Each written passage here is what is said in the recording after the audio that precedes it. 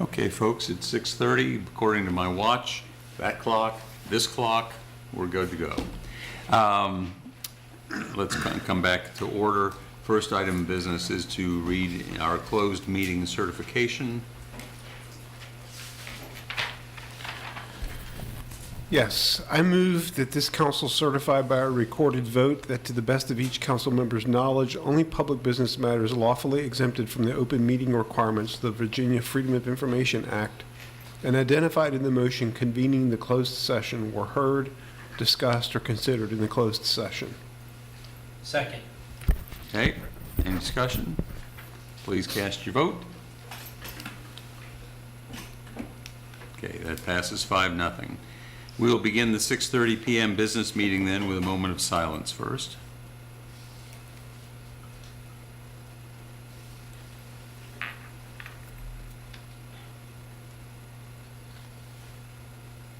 Councilors, are there any announcements?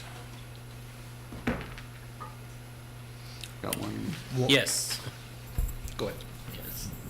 So it's my honor to acknowledge May 21st through May 27th as National Public Works Week. And this year's theme is connecting the world through public works. And we're thankful for the men and women in Charlottesville Public Works. This year they kind of had it easy for the snow removal, but maybe next year.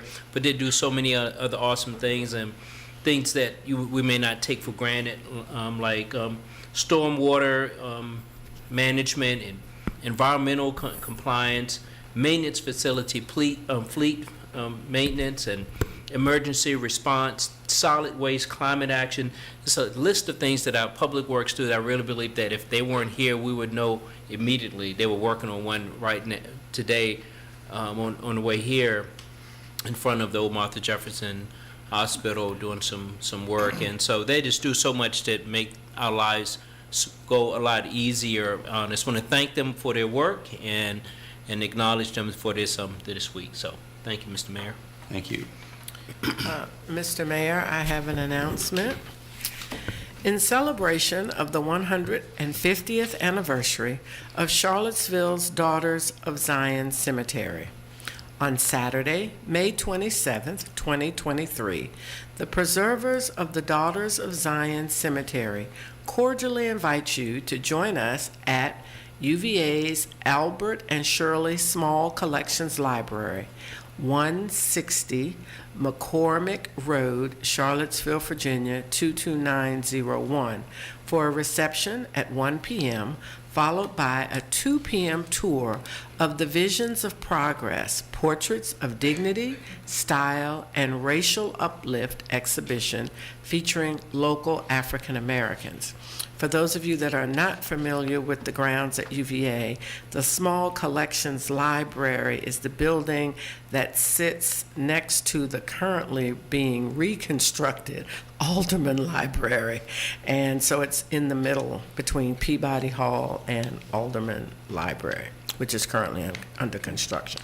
At 2 p.m. on Sunday, May 28th, 2023, the preservers of the Daughters of Zion Cemetery cordially invite you to join them for a decoration day at the cemetery, which is located at 225 Oak Street, which is on the corner of Oak and First Street South here in the city, as we pay tribute to the individuals buried at Charlottesville's historic African American Cemetery. And this was received by Edwina St. Rose on behalf of the preservers of the Daughters of Zion. Thank you. Did you have an announcement? Yes, just one announcement that boards and commissions are still accepting applications. There's 20 boards, including Charlottesville Affordable Housing Fund Committee, Charlottesville Redevelopment and Housing Authority Board, Housing Advisory Committee, and more that are accepting applications. Applications are due June 9th by 5 p.m., and people can find more information to apply on our boards and commissions webpage, and can submit applications virtually, by mail, or in person. So again, June 9th at 5 p.m. is the deadline to apply.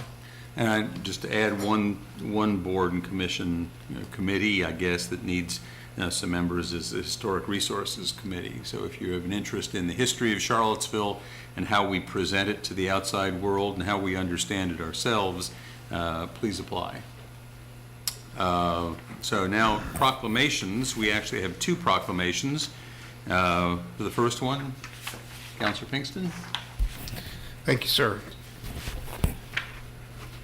This proclamation has to do with Gun Violence Awareness Day, June 2nd, 2023. This proclamation declares the first Friday in June to be the National Gun Violence Awareness Day in the city of Charlottesville, Virginia, to honor and remember all victims and survivors of gun violence and declare that we as a country must do more to end this public health crisis. Whereas every day more than 120 Americans are killed by gun violence and more than 200 are shot and wounded, with an average of more than 17,000 gun homicides every year, and whereas Americans are 26 times more likely to die by gun homicide than people in other high-income countries, and whereas Virginia has 1,121 gun deaths every year with a rate of 12.8 deaths per 100,000 people, a crisis that costs the state $14.2 billion each year, of which $288.3 million is paid by taxpayers. Virginia has the 36th highest rate of gun deaths in the U.S. And whereas gun homicides and assaults are concentrated in cities, with more than half of all firearm-related gun deaths in the nation occurring in 127 cities, and whereas cities across the nation, including Charlottesville, are working to end the senseless violence with evidence-based solutions. And whereas in January 2013, 15-year-old Hadiya Pendleton was tragically shot and killed in Chicago, and on June 2nd, 2023, to recognize the 26th birthday of Hadiya Pendleton, born June 2nd, 1997, people across the United States will recognize National Gun Violence Awareness Day and wear orange in tribute to the memory of 1, Hadiya Pendleton and other victims of gun violence, and 2, the loved ones of those crimes. And whereas the idea was inspired by a group of Hadiya's friends who asked their classmates to commemorate her life by wearing orange, they chose this color because hunters wear orange to announce themselves to other hunters when out in the woods, and orange is a color that symbolizes the value of human life. And whereas anyone can join this campaign by pledging to wear orange on June 2nd, the first Friday in June in 2023, to help raise awareness about gun violence. And whereas we renew our commitment to reduce gun violence and pledge to do all we can to keep firearms out of the wrong hands and encourage responsible gun ownership to help keep our families and communities safe. Now, therefore, be it resolved that the Charlottesville City Council declares June 2nd, 2023 to be Gun Violence Awareness Day in the city of Charlottesville, to honor and remember all victims and survivors of gun violence, and to declare that we as a city must do more to reduce gun violence. We encourage all Charlottesville residents to support local efforts to prevent gun violence and to honor and value human lives. Signed and sealed this 15th day of May 2023, J. Lloyd Snook, Mayor. And let's see, Gretchen Brown. We get to give that to her. If you would like to say a few words to us.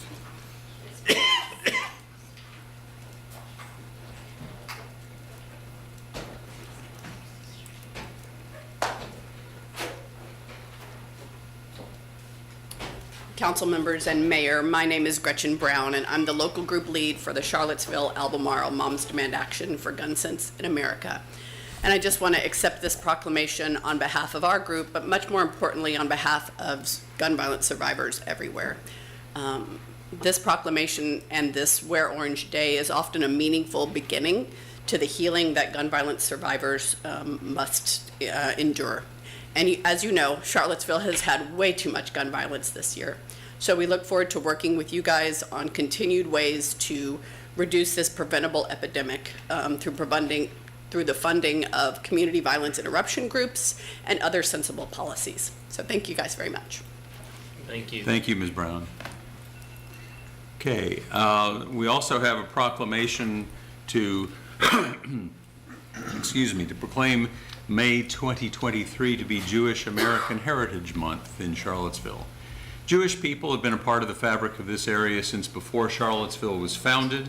The first Jewish residents arrived here in 1757 when Michael and Sarah Israel bought 80 acres of land between North Garden and Batesville. Commodore Uriah P. Levy, a Jewish naval officer, bought Monticello in 1836, and the Levy family, and later the Kaufmans and the Lettermans, established important businesses in Charlottesville, and a growing number of Jewish residents were valued members of the community, serving on the school board and on the town council. In fact, Charlottesville's Congregation Beth Israel was built in 1882, moved to its present location in 1902, and is the oldest synagogue in Virginia. But Charlottesville has seen ugly incidents of anti-Semitism, particularly in the last decade. When white supremacists came to Charlottesville in 2017, they didn't only come to protest the removal of statues, they came waving Nazi flags and chanting Nazi slogans like blood and soil and Jews will not replace us. When political commentators talk about the rise of white supremacist activism, they start with the anti-Semitism so obvious in Charlottesville in 2017. These incidents remind us that hate never truly goes away. It only hides until it's given oxygen. It is our obligation to ensure that hate has no safe harbor in Charlottesville and to protect the ideals of our Constitution, religious freedom, equality, dignity, and respect. Government alone cannot root out anti-Semitism and hate. All of us must confront bigotry in all of its forms. We must each do our part to put an end to anti-Semitism and hatred, and to create a culture of respect in our workplaces, schools, homes, and across social media. This month, by proclamation of President Biden, Americans celebrate the enduring heritage of Jewish Americans. Let us honor the timeless values, contributions, and culture of Jewish Americans who carry our nation, our Commonwealth, and our city forward each and every day. And let us rededicate ourselves to creating a more inclusive tomorrow, protecting the diversity that we cherish in Charlottesville, and preserving the dignity of every human being here at home and around the world. Now, therefore, I, Lloyd Snook, Mayor, on behalf of the Charlottesville City Council, do hereby proclaim May 2023 as Jewish American Heritage Month in the city of Charlottesville. We call upon all residents of Charlottesville to learn more about the heritage and contributions of Jewish Americans and to join hands across faiths, races, and backgrounds to make clear that evil, hate, and anti-Semitism will not prevail. Signed and sealed this 15th day of May 2023, J. Lloyd Snook III, Mayor. And Charlotte Crystal?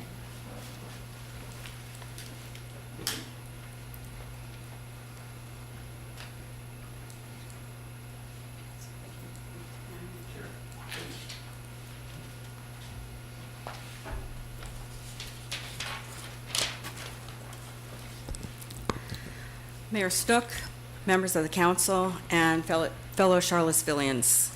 I'm Charlotte Crystal, Vice President of Congregation Beth Israel, and I'm honored to stand before you today to represent Charlottesville's Jewish community. In addition to Congregation Beth Israel, Charlottesville's only synagogue, there are vibrant Hillel and Chabad programs for Jewish UVA students and a Jewish renewal group called Pnei Yisrael. There are also hundreds of unaffiliated Jews living and working in Charlottesville. We believe that Jews make up about 2% of Charlottesville's population.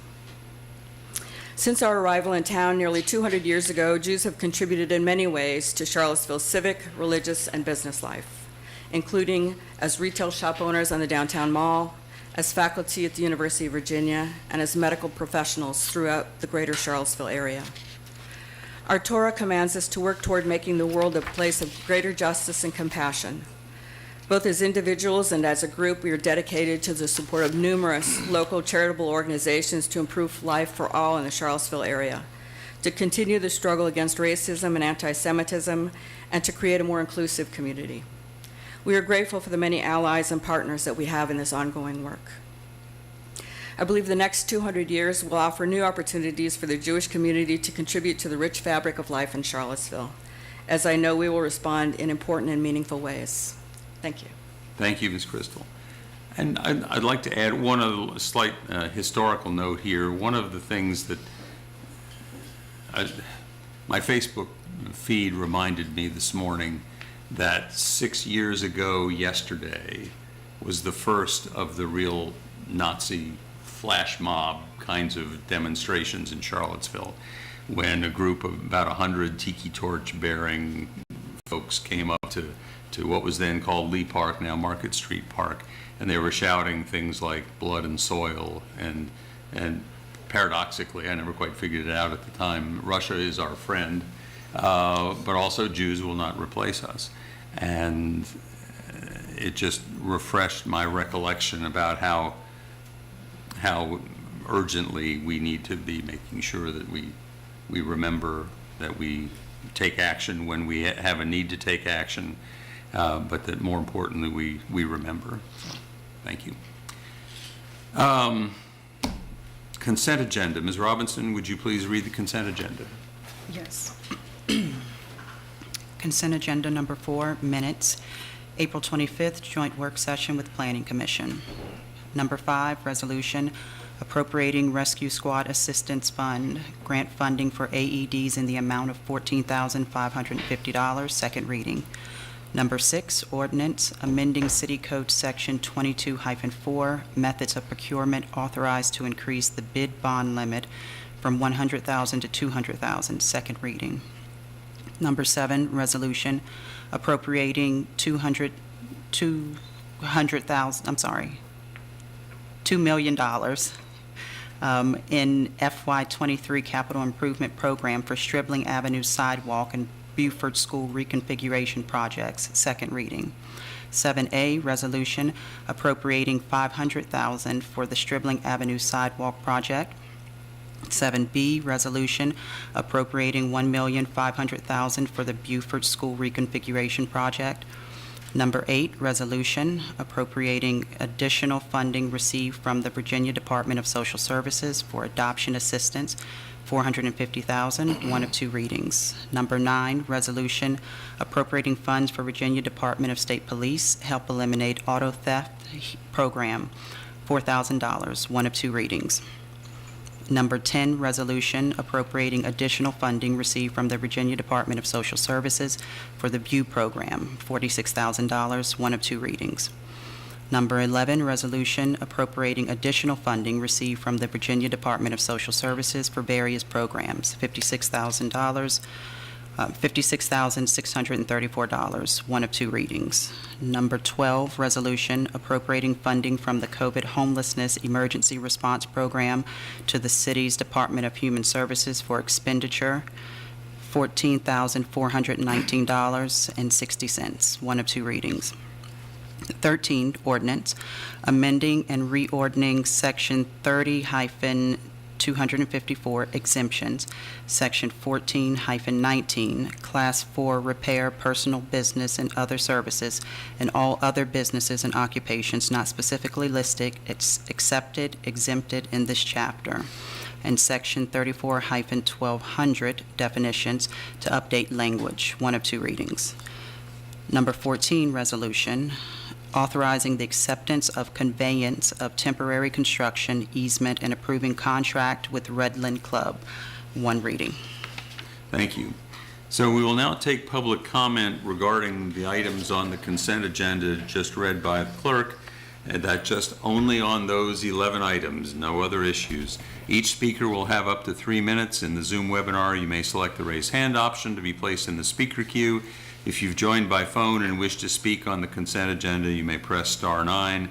We will alternate in-person and virtual speakers. Is there anyone in council chambers who would like to speak on one of the consent agenda items? Seeing no one, is there anyone online who would like to speak to one of the consent agenda items? Mayor Snook, there are no raised hands. All right. Is there a motion to adopt the consent agenda? I move to adopt the consent agenda. Is there a second? Second. Any further questions or comments from councilors? If not, let's please vote. Okay, that passes 5-0 to adopt the consent agenda. Mr. Rogers, is there a report from the city manager's office? This is the second meeting of the month. Our written report is the first meeting, so we'll be back to you at the next council meeting with the full report. I would point out, just a reminder, I think all of you remember, that our strategic planning retreat will be this weekend, and we're looking forward to it. We all have lots of homework to be prepared for, and the event will be live streamed, so we will have our citizens watching in as we contemplate the future of our great city. For folks who like to watch paint dry. That's right. Okay, community matters. We have one pre-registered speaker, leaving 15 slots for additional speakers. Each speaker will have up to 3 minutes. Our only pre-registered speaker is Derek Weekly. Mr. Weekly doesn't appear to be here in the room. Is he online?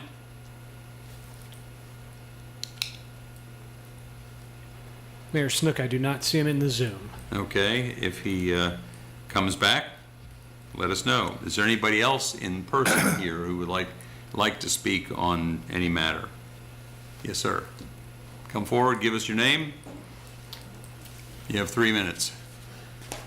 My name's Downing Smith. I live at 810 Locust Avenue here in Charlottesville, Virginia, and I'm going to speak on the problems at the Charlottesville SPCA. I know people have already spoken to you about this, but I love animals. I've had 5 dogs, and this mess shouldn't have happened, and it's hurting the animals, and I want to speak about it. On February 1st this year, the Seville, Brielle Intzinger had an article talking about 100 current and former staff and volunteers giving a list of allegations of dysfunction and mistreatment.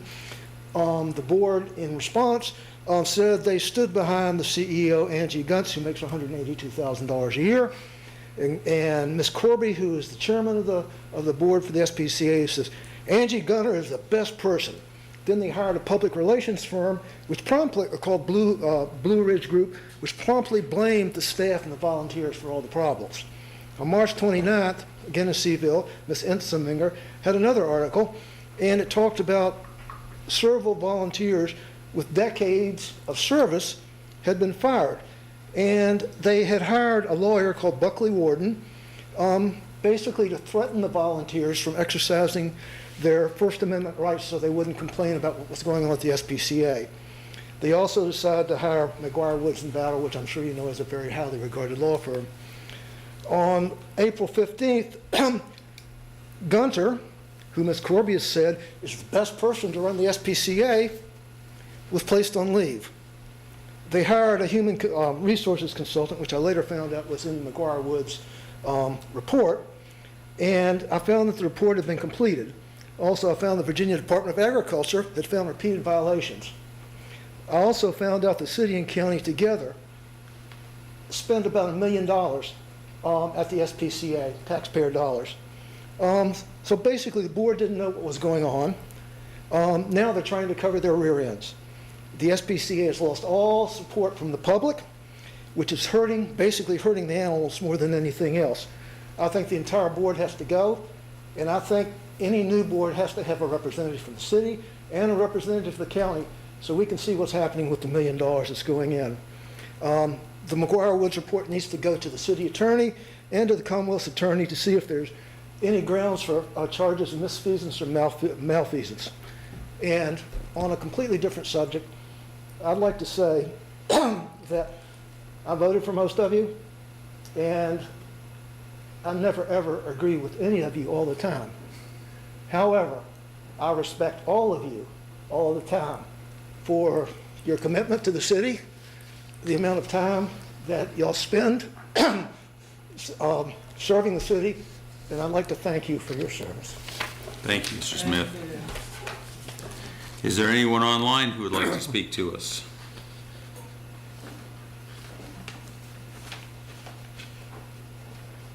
Yes, Mayor Snook, we have a few raised hands. Tanisha Hudson is first.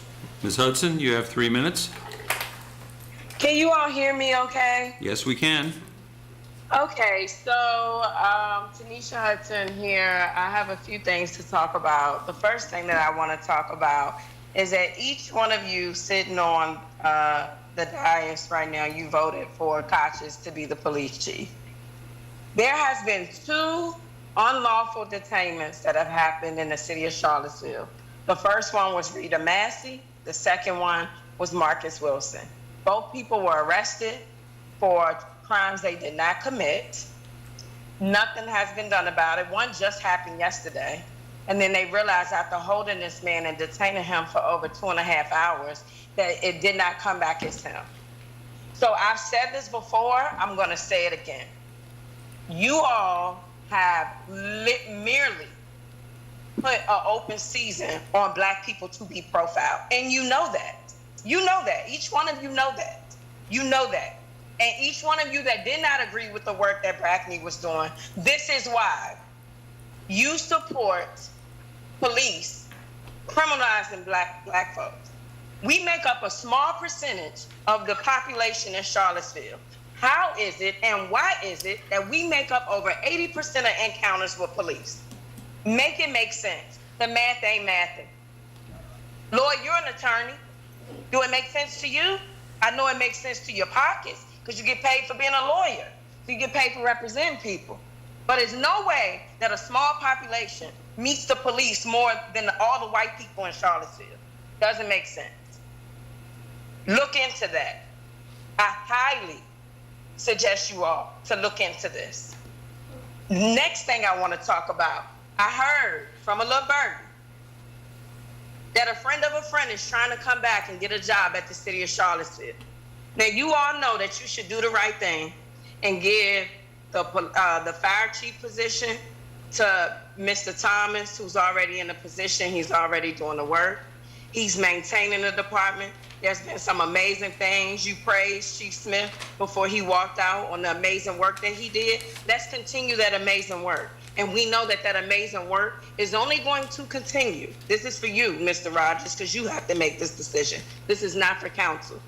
Let's continue that amazing work by leaving Mr. Thomas in that position. You can't give compliments on something and then be ready to knock them out the position and bring someone else in because they're an old friend of a friend.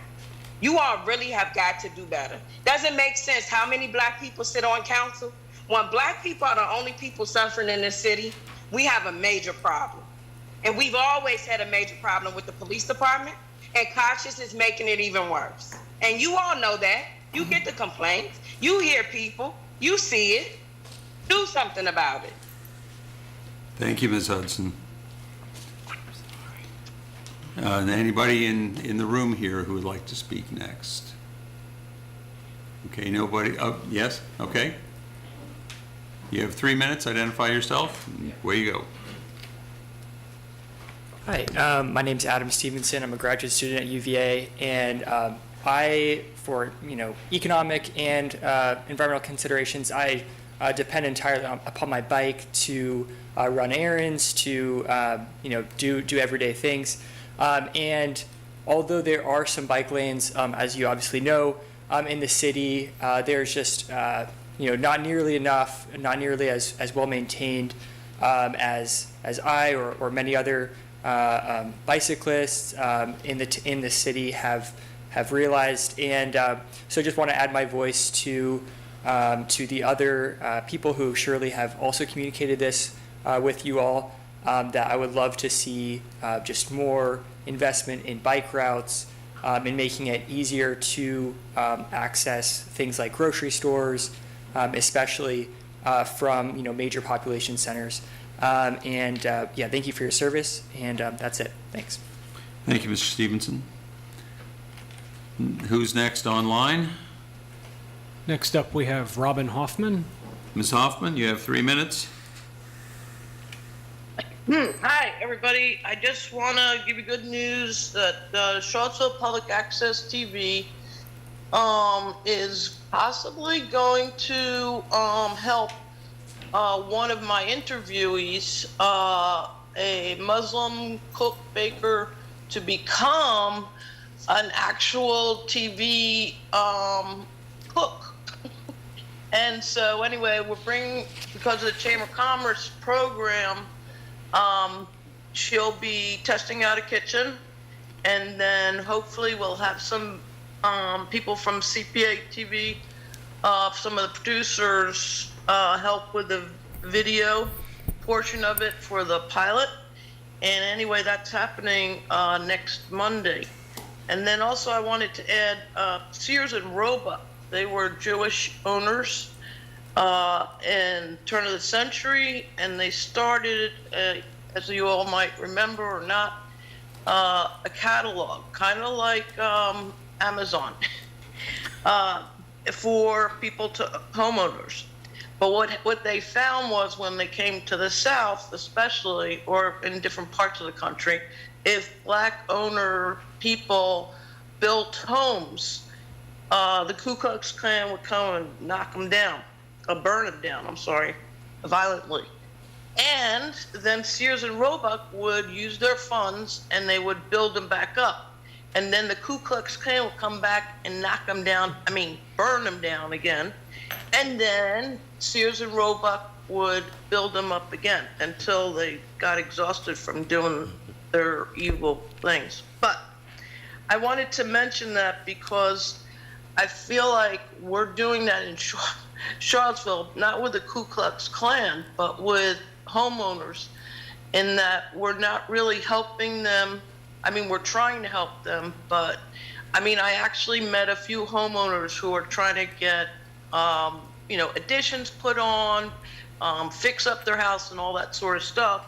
And because we haven't hired enough people to do the inspections, they've been waiting almost a year, some of them. And some of them want to live in place, being old. And I don't have a clock in front of me, so if I keep talking, somebody's got to tell me to stop talking. You have 30 seconds left. Okay. So what I'm suggesting is, can we brush up on the employment for the inspectors for people old like me who need to have spaces from their basement to be in the main part of their home, updated and upgraded, and they're willing to pay for it, some of them, if they can, but there's no inspectors. Okay, thank you. Thank you, Ms. Hoffman. All right. Anybody else here in council chambers? Seeing nobody else in council chambers, do we have somebody else online? Yes, Mayor Snook, we have Brandon Collins. Mr. Collins, you have 3 minutes. Good evening, City Council. My name is Brandon Collins. I'm a lifelong resident of the city of Charlottesville. I have 2 children growing up here and an adult daughter who grew up here as well. And I've always thought of Charlottesville as a place of great potential, even though we have quite a bit of problems. And I've worked really hard, and many others have over the past 10, 20 years to help the city move in a more progressive direction. When I saw the economic development report today, I was really thrown off balance, and I hope to have some more time to digest what I heard. What I heard was a lot of ideology, very little benefit to the community, and I heard the term BIPOC and diverse used very, very casually, without any real plan to better the economic situation for those communities. In Charlottesville, where black folks make half of what the area median income is on the whole. And that is shameful, and something that I think that we're all trying to work to make better. And so I hope as you get into economic development, you really give a few things some thought. Who are you benefiting? And are the efforts at growth in certain areas going to contribute to gentrification? And how are you going to balance that out? And how is that going to impact our housing situation? I want to emphasize I'm speaking as a resident today and not for any organization. What was particularly upsetting was the presentation regarding the military-industrial complex and this push for Charlottesville to really engage in that. And I think that is contradictory to 30, 40 plus years of work by the Charlottesville City Council to reduce our reliance on the military-industrial complex and our recognition that it is a bad thing fundamentally.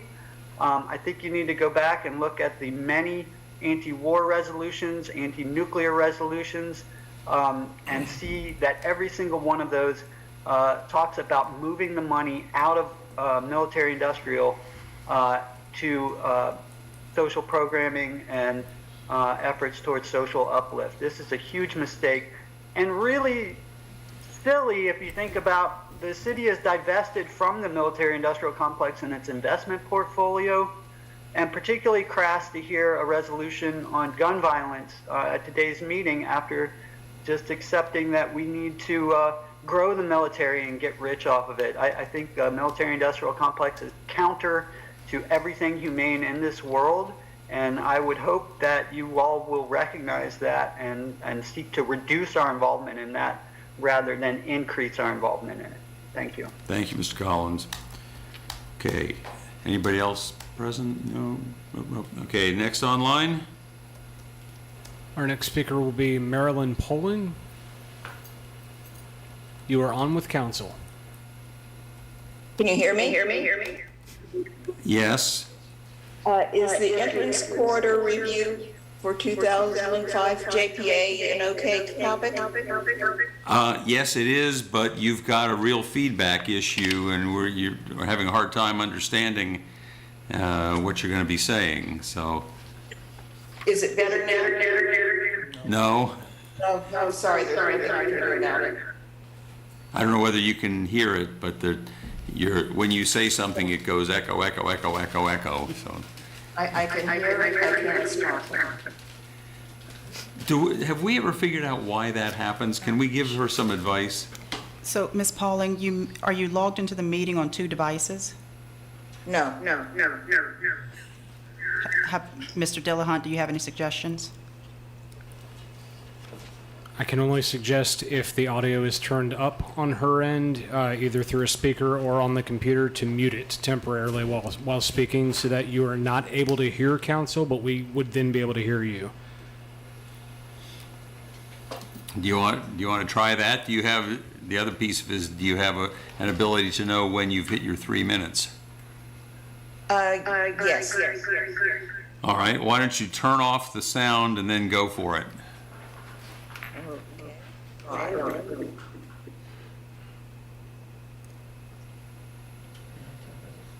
However, that doesn't mean muting yourself. I think it just means turning down the speaker. I don't think that's going to be possible. You better spare me. Well, okay, I'm sorry, we're going to have to move on to somebody else, and if you can figure out what's going on, call back and maybe we can get you back in. Is there somebody else online who hopefully does not have the same technical issue? Yes, we have Katrina Turner. Ms. Turner, you're on for 3 minutes. Good evening, Katrina Turner. I'm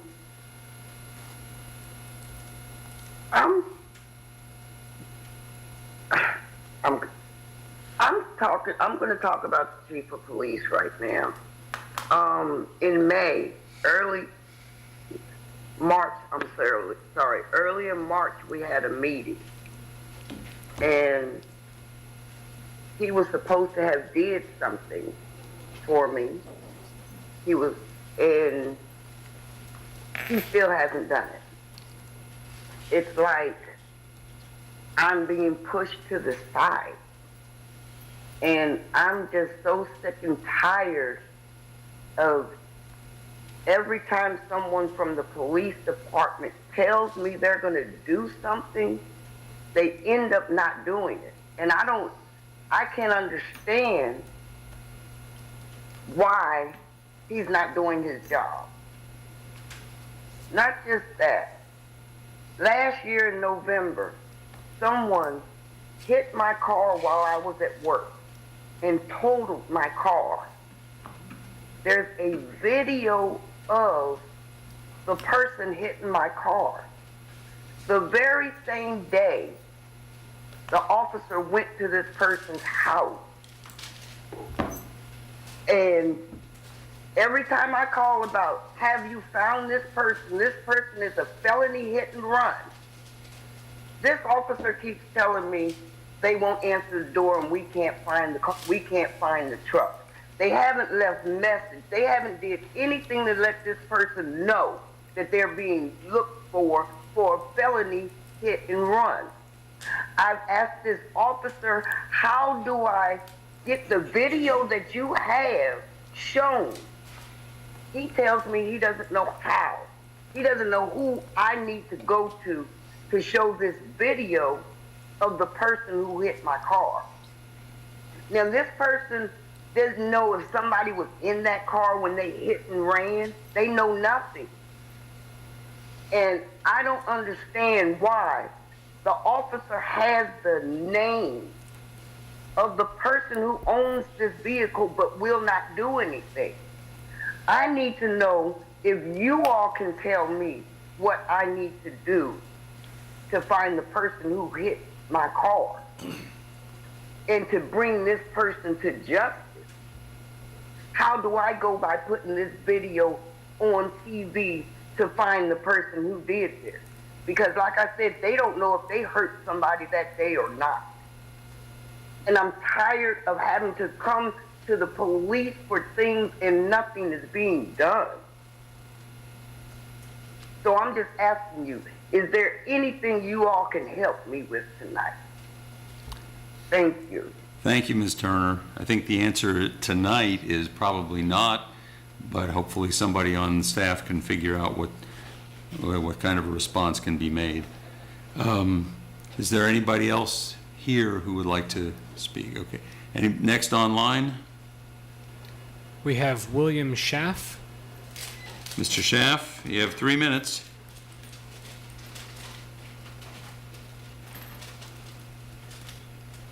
However, we're not hearing you. You will need to unmute.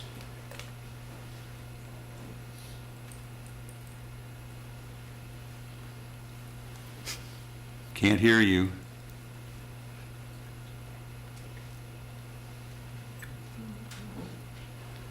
Mr. Schaff, we can't hear you.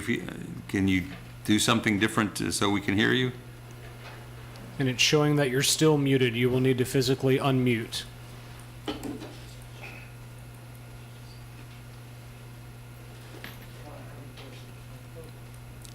Well, if we can't get anything else, we'll just have to move on to the next speaker, and perhaps we can come back to him if he figures out what's going on. Is there another speaker ready to go? There are no other raised hands unless you wanted to try Miss Polling once more. I mean, is she online? She is.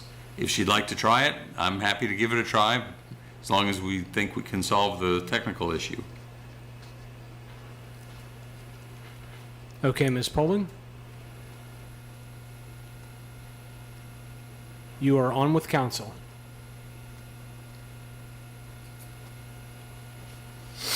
And you have been unmuted, Ms. Polling, so you may begin speaking.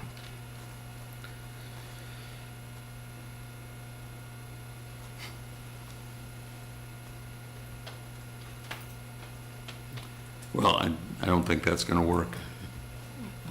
Okay, I guess we'll just say that's it for community matters for now. And there will be an opportunity for additional public comment at the end of the meeting. And then perhaps some of the folks who were not able to join us or not able to make a connection can join us at the end. First action item is to authorize the issuance and sale of general obligation public improvement bonds in an amount not to exceed $16 million. This is a public hearing. I'm sorry, Mr. Mayor, before you move on, we may have done it as part of the consent agenda, but the approval of the members for the tourism board, did we? Oh, you're right, we did not do that. Tell you what, let's get that at the end. Yeah, okay. Don't let us adjourn without having done that. Okay, Ms. Hamel.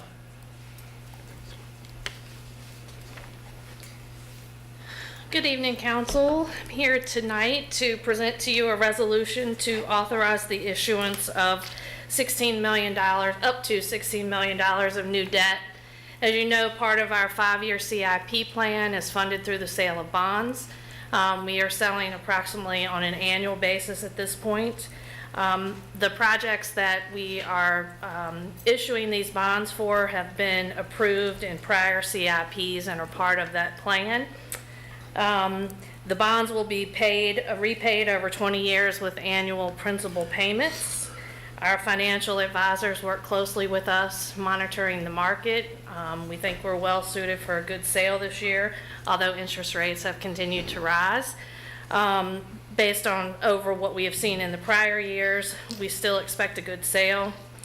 In addition, we take this opportunity to look and find out if there are any bonds that can be refunded that were originally sold at a higher interest rate, that we could perhaps get better rates. Not looking too likely on this year, but we do continue to look at that. In addition, last week we met with Moody's and Standard & Poor to renew our AAA bond rating, which is the highest rating that a locality can receive. We are not anticipating any problems with that and are hoping to receive those ratings within the next week or so. And with that, I will be happy to answer any questions that you may have. Any counselors, any clarifying questions? So this is, hi, Ms. Hamel, how are you? Good, how are you? Good. So this is kind of run-of-the-mill meat and potatoes financing for local government. Correct. Right. So, and I'm not asking you to answer a question that no one else has the answer to, but are y'all thinking at all about what's going on with the debt ceiling situation and whether that would put a pause on this, or is it sort of wait and see? I guess everything is wait and see with that right now, but. So our financial advisors continue to monitor that situation. That is also an impetus for why we're trying to get the sale in quickly. And so we are looking to do a competitive sale, which I failed to say earlier, I apologize, the first week in June. So we would like to be ahead of anything that may happen at the federal level. Okay. Is there any sort of criteria or guardrails or boundaries or parameters that you guys are trying to stay within in terms of an interest rate? So we go for a competitive sale. We do set out bond parameters that are issued as part of our notice of sale. But as you'll notice in this memo, we have asked for financing for projects that are just a little over $15 million, but we're asking for the flexibility for you to authorize the city manager up to $16 million. That is to allow us some flexibility to structure the deal in a way that is most advantageous to the city. But on a competitive market, it's based on the bids we receive from underwriters. Okay. All right. Thank you. Mm-hmm. And for what it's worth, I've talked to a number of people who claim that they know something about the bond markets, and I've gotten both predictions that if there's a default, everything will go haywire and the rates will go up, to if there's a default, our bonds will look relatively much better, and therefore we may get a better interest rate. So equal force arguing at each end of that spectrum. So, okay, we are now going to open the public hearing. Thank you, Ms. Hamel. Thank you. Is there anyone here who would like to speak on the public hearing part of this? Seeing nobody here, is there anybody online who would like to speak to the $16 million in bonds? I see no raised hands. All right, with no speakers, the public hearing is now closed. Council, do we have any discussion, motion, anything? I'm happy to move the resolution. Okay. Second. Should I read it first? Sure, read it. Okay. Read at least the title. Move that we authorize the issuance and sale of general obligation public improvement bonds in an aggregate principal amount not to exceed $16 million of new debt. Okay, and the memo that we got on this tells us that the bonds would be mainly, I mean, the largest is for public schools, which I guess is the first payment towards the Buford reconstruction, and that's almost $8 million. About $5 million for affordable housing, $1.7 million other public facilities, and about $800,000 for transportation and access. So, any discussion? Do we need another? Yeah, I continue to You second. still second? Okay. Okay. I was assuming that second Yes. carried forward. Okay. Second carried forward. Any further discussion? We ready to vote? Let's cast our votes, please. Okay, it passes 5-0. Next is the appeal of the Board of Architectural Review denial of a certificate of appropriateness for the demolition of an individually protected property at 104 Stadium Road. Jeff Werner will summarize the request and the BAR's decision. There will be an opportunity for the appellants to speak of up to 10 minutes total, an opportunity for the BAR chairperson to speak for 5 minutes. We're not required by our ordinance or anything to do this, but we've also typically allowed the folks who are asking to do this to have up to 5 minutes to speak as well. Mr. Werner?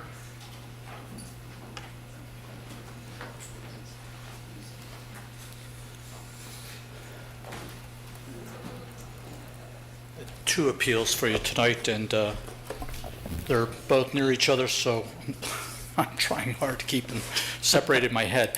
The first one, and again, I'm Jeff Werner. I'm the city's preservation and design planner, and it is in that capacity that I serve as staff for the Board of Architectural Review, or the BAR.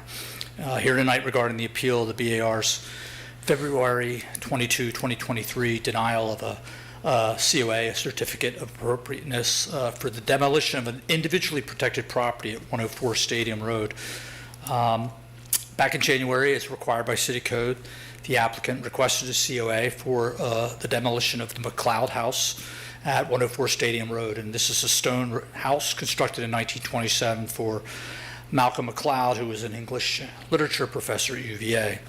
The property back in 2011 had been designated by City Council as an individually protected property, or an IPP.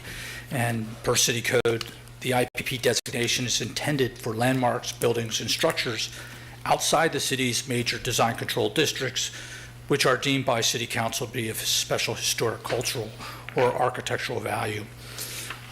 As an IPP, BAR approval is required for exterior alterations, including demolition and construction. Following the BAR's review on February 22nd, they voted 6-0 to deny the requested COA. And with that motion, the BAR stated its reasons for the denial, and anticipating an appeal, they also included recommendations for you all to consider should you allow the demolition. And all of these are summarized in the discussion in the staff memo.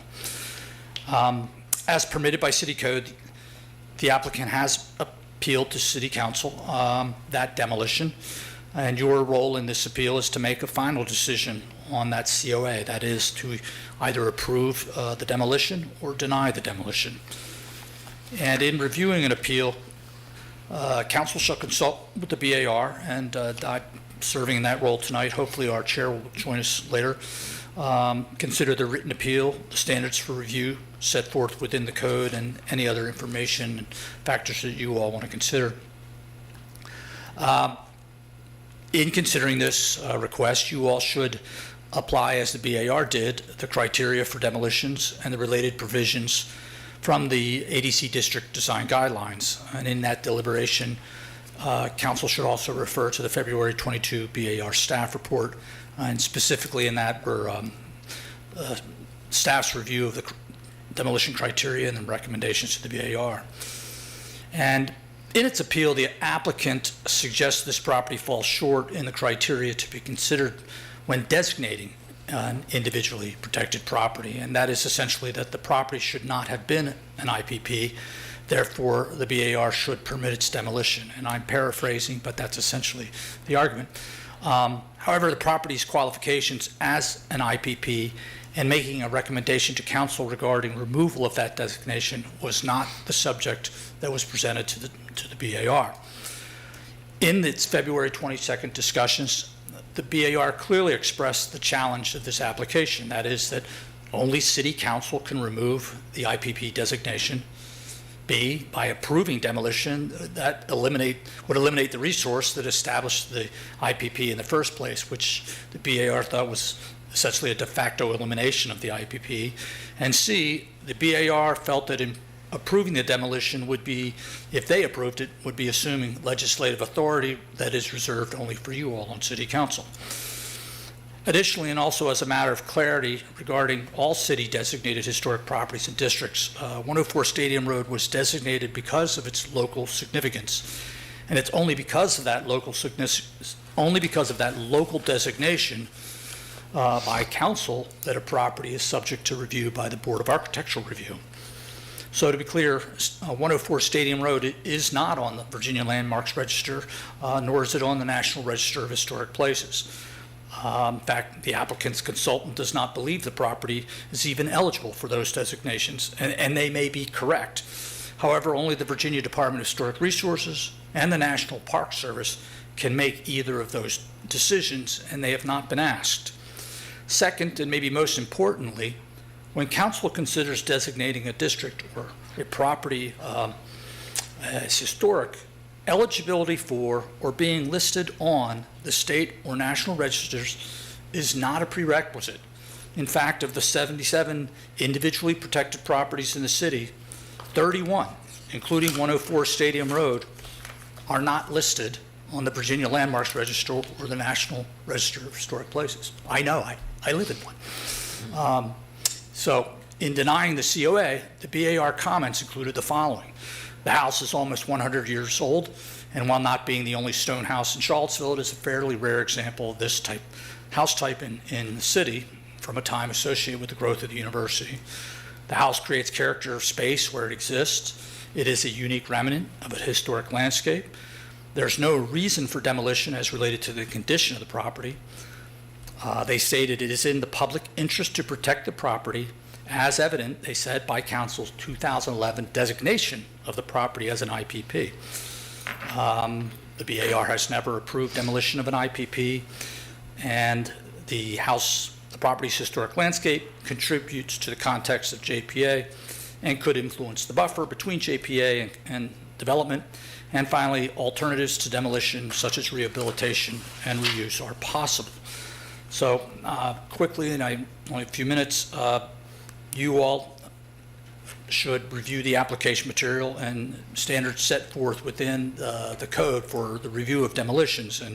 And for the reasons that I outlined in my summary and the staff response to the applicant's appeal, we recommend that council uphold the BAR's decision and not defer the matter back to the BAR. However, should council decide to approve the demolition, the BAR included in its motion several recommendations that they would like you all to consider as conditions for that approval. And finally, if the owner of 104 Stadium Road is aggrieved by your decision tonight, they may appeal that to the Charlottesville Circuit Court. And the city ordinance does not allow that appeal to accept by the landowner. I'm prepared, if you all have any questions about the point-by-point statements made in the appeal letter, I can certainly respond to them, but looking at the time here, I just offer if you've got questions, I'll try and answer them. The one thing that I was curious about was there was a transaction in 2011 or 2012 that has some, and that's when the property wound up getting its designation. But I was trying to figure out, looking at the documents, just what had gone on at that point. What can you tell us about what happened? Well, I'm particularly interested in how it is that the lot next to it came to be deemed to be, hey, we're going to preserve this as open space. You don't have to go back to the beginning of time. Just said as someone who's known me a long time.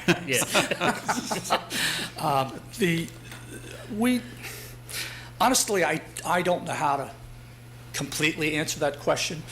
There's some holes in the record, I guess, or how the pieces fit together, and I simply decided that what was being presented to the BAR was a request to demolish this property. So while there was something in that arrangement for the sale of the adjacent parcel, and it certainly, as this project moves forward, you all will likely have to discuss what that restriction was that was placed on that. But it seemed to kind of cloud the BAR's purview. It's not related to it. It's not connected to it.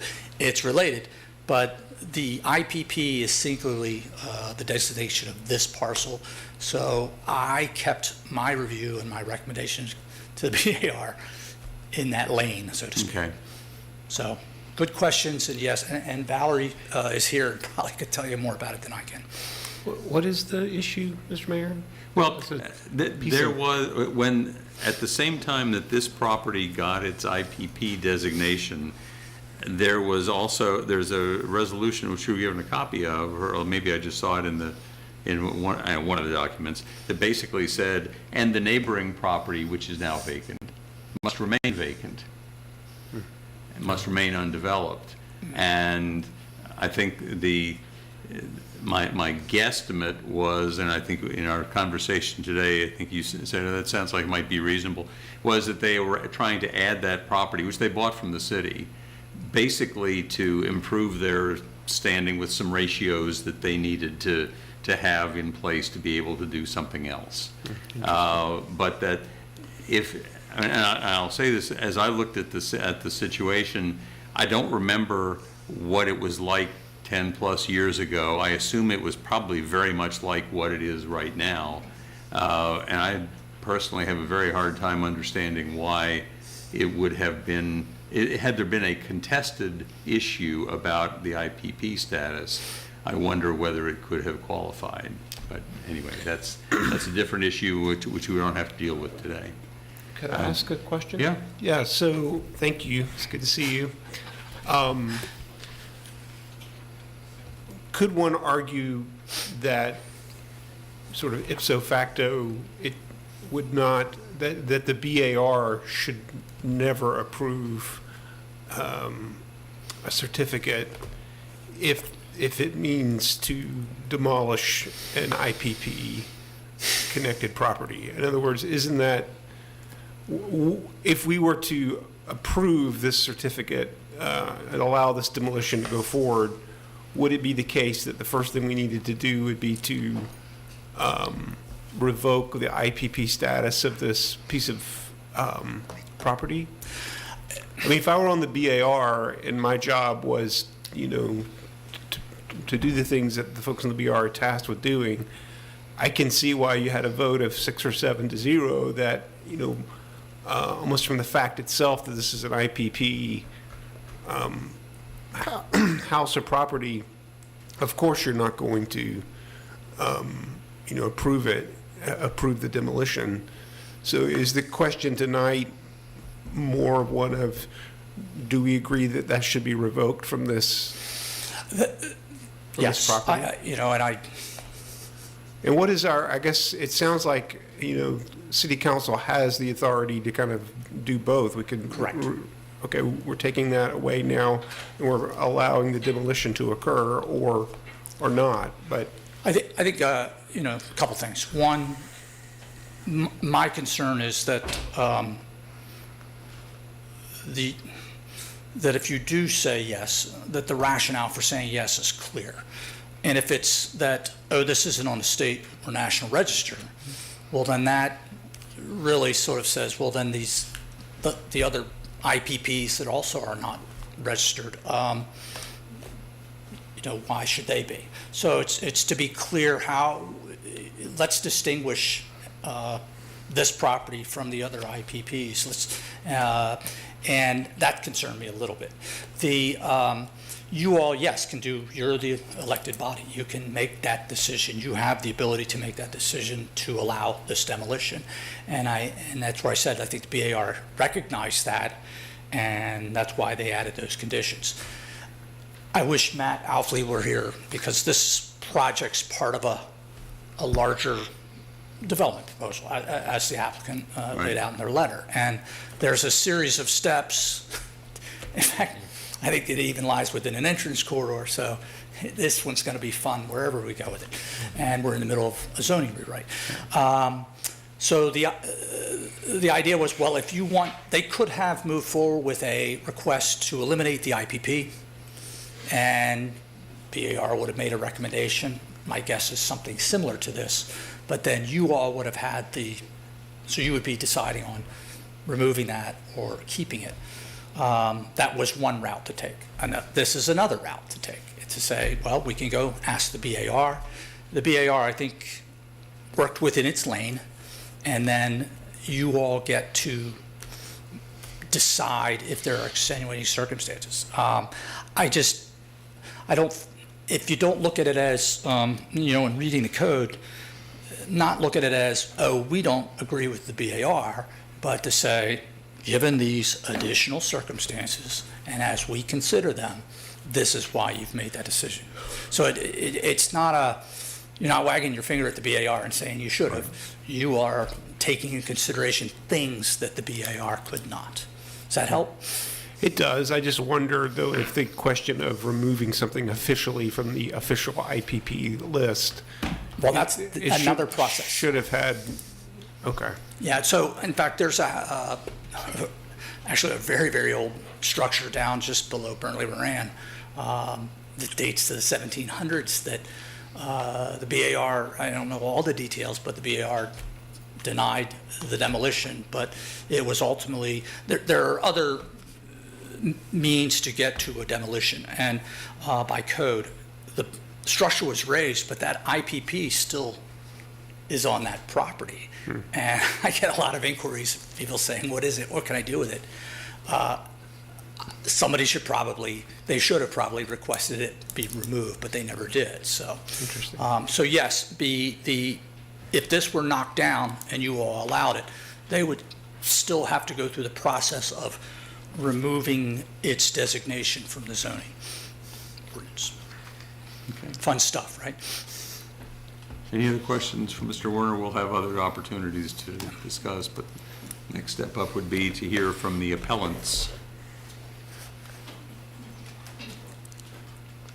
That's true. I forgot the appellants are the people who are the owners. Never mind. We don't need to do both. Okay.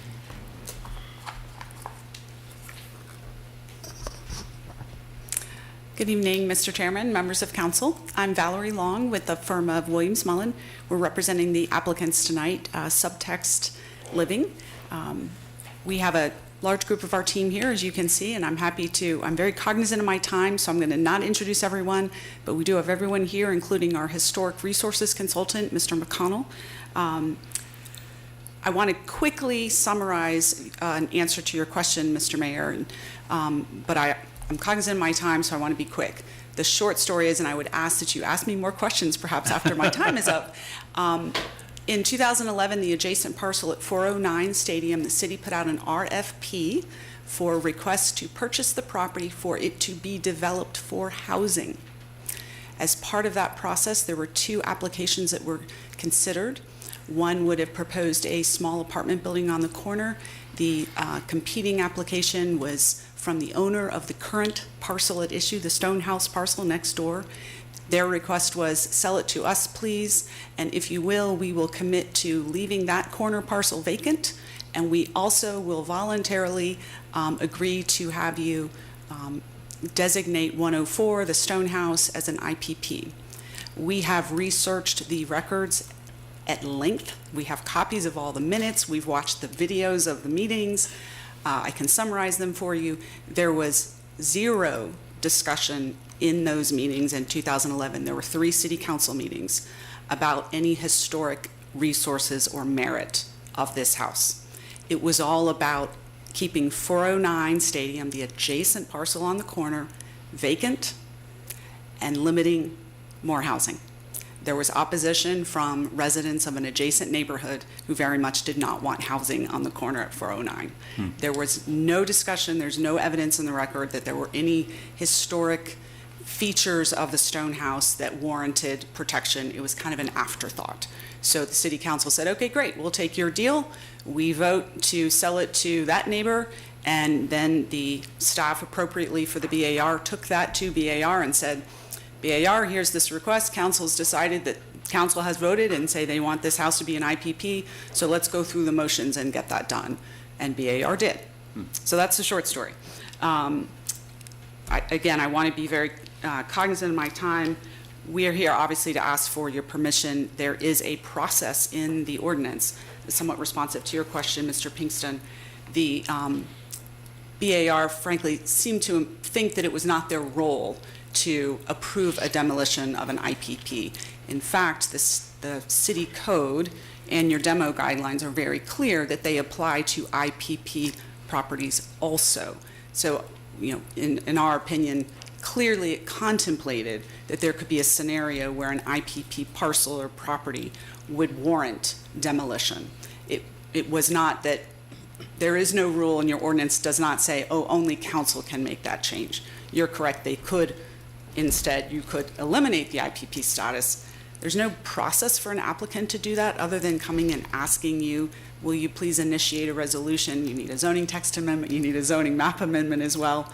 By contrast, there is a very clear and specific process for an applicant to come and ask for a demolition permit of an IPP. So I think our opinion was that the BAR seemed to just say, well, it's not really our role, we're going to defer, this was a decision by city council, we don't want to undo that.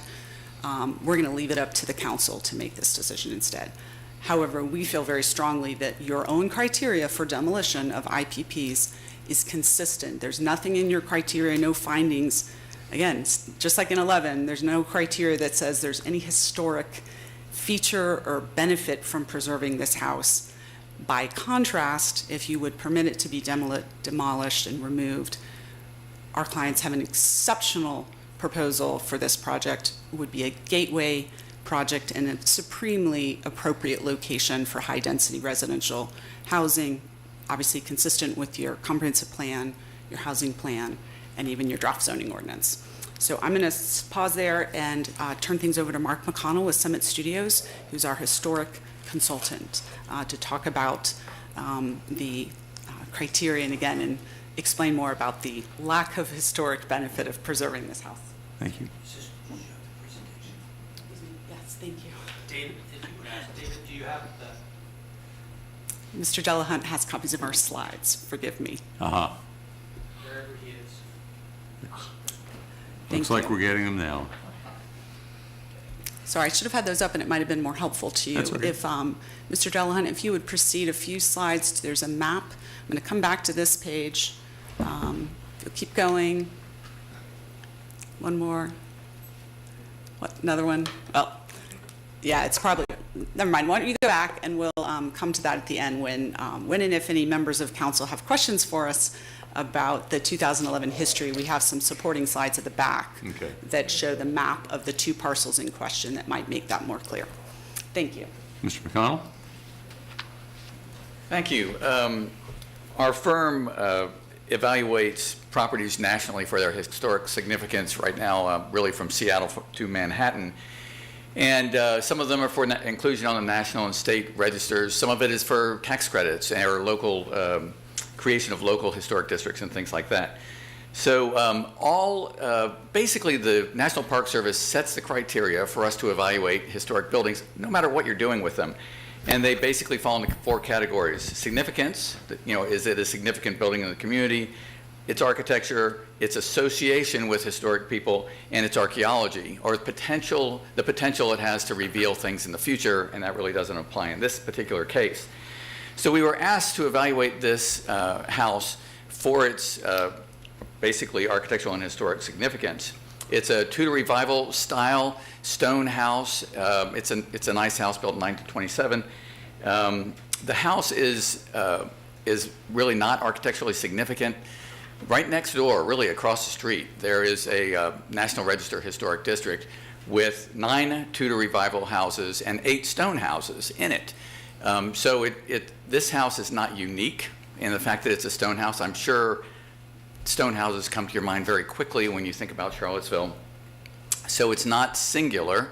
in its architecture. It's not particularly, it's not the work of a master or a craftsman, so it probably would not be included in any of these national registers like are required for your demolition criteria to be evaluated. I'm glad you put that up there because now you can read that and not listen to me. The house is no longer in a neighborhood setting. Things have grown. The speed of the roads has changed, effectively marooning the house, and its front, which nobody comes to anymore, is hidden in the trees, and its back, it has now become the front. So it's basically lost its historic context. The McLeod family built the house, lived there for 26 years. They entertained a former Secretary of State at the residence, but the National Register, in particular, the National Register requirements for association require that something that yes, a famous person or slightly famous person came and stayed there, but what did they do there? Did they draft a speech there? Did they, did something significant happen? Like President Eisenhower went to a farm in Vermont and basically wrote the entire history of World War II for a year and a half. And that building did not qualify because the association was not strong enough. So it's not associated with any particular person of any significance. So it wouldn't be eligible for the state or national registers in that regard. So given, I just want to make sure you understand that the National Park Service sets objective standards for all historic buildings, no matter what you're doing with them. And that's the way that my firm evaluates buildings. And your own IPP says that you're concerned with buildings that are of special historic, cultural, or architectural significance. And unfortunately, this building, it's a nice old house, but there are a lot of nice old houses right across the street. It's not unique. It's not associated with somebody that did something historic there. It's not a unique architectural flavor. So our advice to the owners was that this is something that could be demolished and not have an adverse effect on the historic character of Charlottesville generally. We don't have really anything to say about what they're going to do. That's up to them. And I'll be available for questions afterwards too. Okay, thank you. Mayor, council members, Neil Reardon with ESG Architecture and Design. We're the designers of the project hired by the developer. If you can page forward on a slide there, I'll be very brief here with my time. But what I want to do here is give you just an overview of the proposed project, and so you can see that for reference. Is it possible to go to the next slide? The site, as already noted by Valerie, is tucked up next to the UVA campus there. You see it in red in context of the rest of the city. Next slide, please. And to be clear, the red is only part of that is this site. Thank you very much, Mayor. Yeah, that's exactly what I was just going to allude to. The two parcels that were discussed briefly, 104 Stadium Road, is just one of 6 or 7 parcels that are being assembled for this project. This project would be on over 3 acres total. So the larger site includes properties to the east, south, and west. And again, tucks right in there in this bowl just next to the campus between JPA, Stadium Road, and Montebello Circle. Next slide, please. Here's a very early sketch plan of the site, and nothing has been set in stone here yet on the new plans for the project, but we have a dynamic housing project planned, and this just gives you a preview of kind of some of the site attributes, as well as the next slide, if you can go. Again, no architecture has been decided upon, but this mainly is here for the purposes of showing what the public realm at the site can be transformed to be should the project move forward. So just a lot of good terracing, courtyards, and active spaces for those who would live at this project site, as well as anyone passing by. There's a couple more slides there we can page through, and I see my time has expired. Yes. Thank you. We're here for questions, should you have. Thank you. Okay, and then we have an opportunity for the BAR chair to speak. Yep, I'm here. Okay. Hello. Thank you, councilors. Much has been said. I think I can keep my remarks pretty brief, but thank you, councilors, for giving me the moment to speak. I think Councilor Pinkston said it fairly well. For us, this was very straightforward. This property is designated as an IPP. It is not our role on the BAR to debate whether or not it should be an IPP. City Council gave us that mandate to protect this property using our guidelines, and it's pretty straightforward with our guidelines that this is there's not a overriding necessity that we were presented that required the demolition of this property. So there are a couple of things though that I want to say about our criteria for demolition that I think are important. One is item number 6 is the reason for demolishing the structure and whether or not alternatives exist. I want it to be clear that we did not review any design proposals. We did not see any of the slides that were shown this evening, and we did not assess whether or not the owner's plans for developing the property would require demolition. So that was not part of their application. The second part is item number 3 in our review criteria for demolition, and that is the public purpose or interest in land or buildings to be protected. Often that criteria is fairly nebulous. On the other hand, in this case, there's no clearer example of the public purpose or interest in lands to be protected than a directive from City Council that's not yet 12 years old. So we felt that if this demolition were to be approved, that really we would need City Council to weigh in on that, because if we approved that demolition, it would be in direct contradiction to that directive. We know that the city has plans, I'm sure, for what can happen in this neighborhood, in this area. We understand that. So I do want to lift up and talk about several, if you so choose, to either abandon the IPP status or approve demolition. I just want to note a couple of things. One is if it remove IPP status, that would take it, you should be aware that it takes it out of BAR purview, and it may be an entrance corridor. I'm not sure, but that's not in the purview of the BAR. So we would not review any building proposals for that area.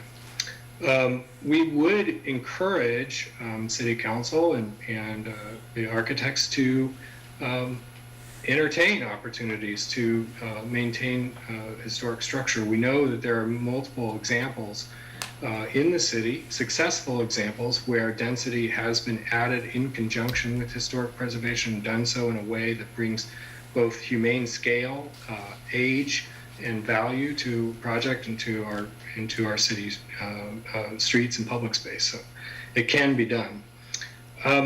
If you approve demolition, I would really point you to 2 conditions that are highlighted in the staff report. One is adequate and documentation of the property, so that it's properly recorded.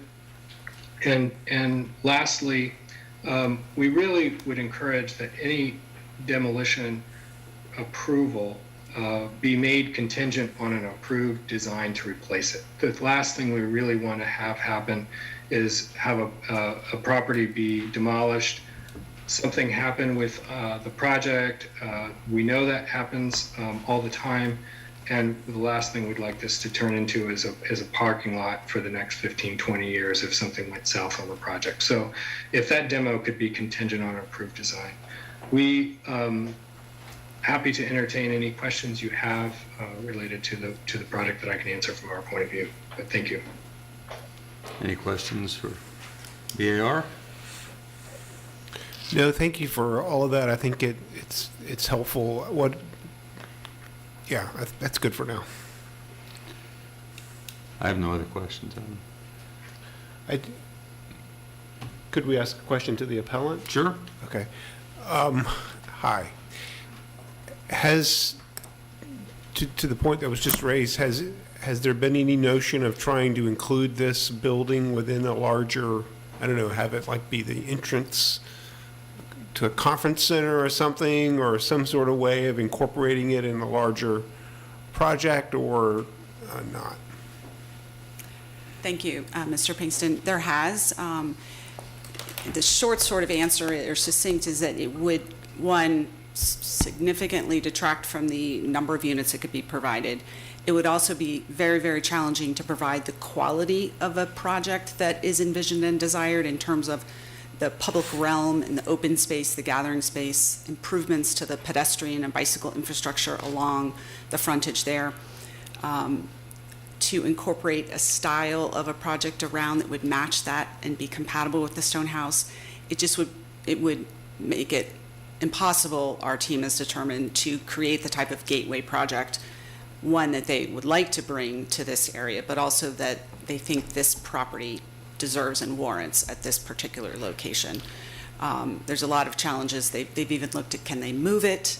That's one of the criteria, has that been considered? It's not counting the challenges that Dominion Power has indicated. Apparently there's a large duct bank of utilities, is that right? And Dominion says it would cost you so much for us to let you move the duct bank that would be required to relocate the structure, because you have to put it obviously on a platform to move it, and then there's overhead utility lines that are in the way, so you have to take those down. And they've said it would cost you so much to do that, we can't even give you a number, but it's millions and millions of dollars just for that element. And then they're estimated a couple $1 million in terms of their expenses as well, and they don't think they could even ensure that the house wouldn't be damaged during the moving. So they looked at all of those things. Could they build something, leave it alone and build everything else around it? Perhaps, but that parcel is right there on the front of that important corridor. So it would, they have to shift the bulk and the density away from the road, which is not consistent with the city's design guidelines and goals. Yeah. So anyway, we did look at that. It would be kind of a weird little building left in front of a... That's an even better succinct, description, thank you. It would look odd, and we don't think it would further the city's goals for either density or design. And one thing I should reiterate is, if you were to grant the request tonight to permit the demolition, this would be just the very first in a series of steps for the project. It would come back.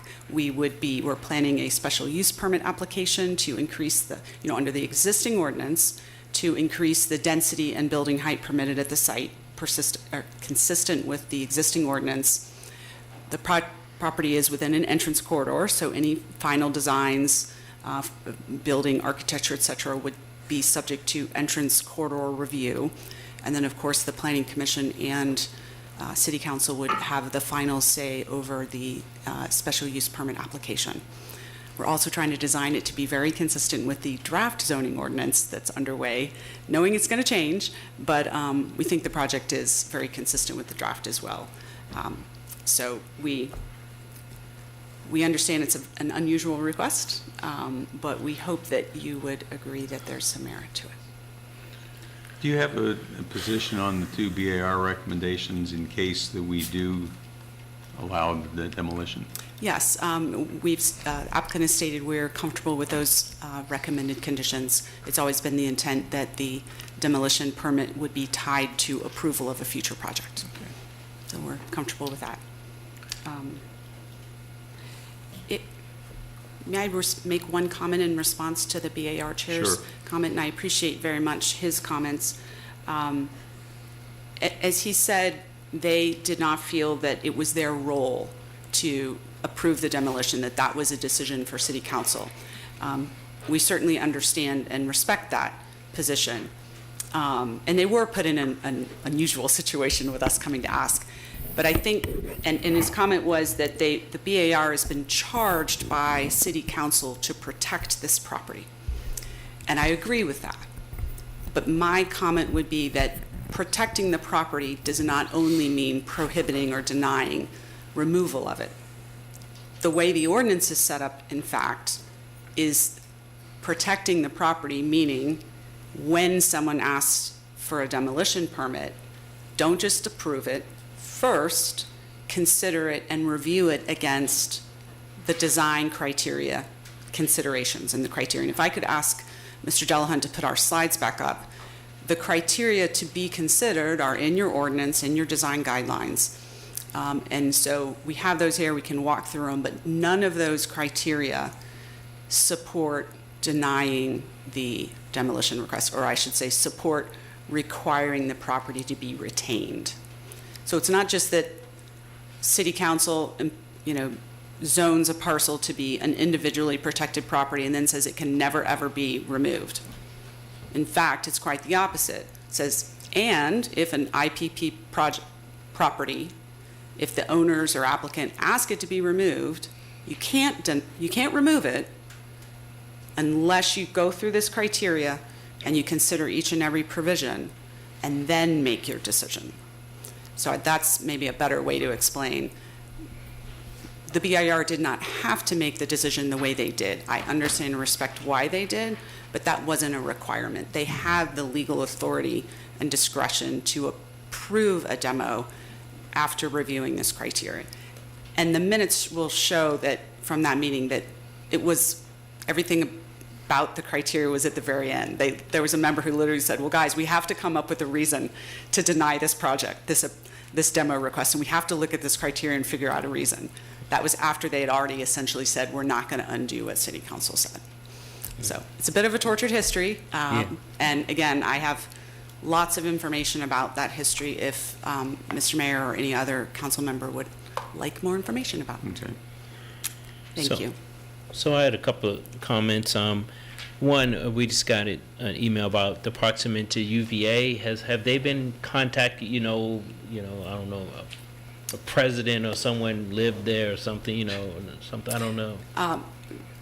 Did you mean have they been asked if anyone important from the university lived there? Or archaeology, anything along those lines? I don't believe we specifically reached out to the university, but we did hire Mr. McConnell, who that part of his expertise and analysis involves looking for, at whether there's any evidence of an important person associated with the property. Yeah, and I had a question for you as also concerning something you said.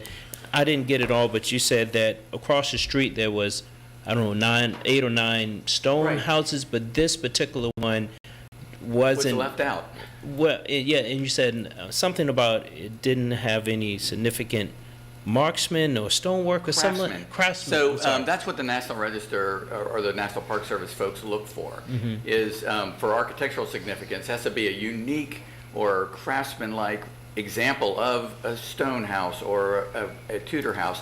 So the National Register District, which is right across the street, has basically 9 houses that are Tudor Revival, and it's right across the street. I mean, our company has put together probably 50 National Register districts, and it's not uncommon to reach across the street and say, wow, this is a really significant house over here too. It was left out for a reason. It is not significant enough to warrant inclusion in a National Register district. It didn't meet their criteria then, and it doesn't now. Right.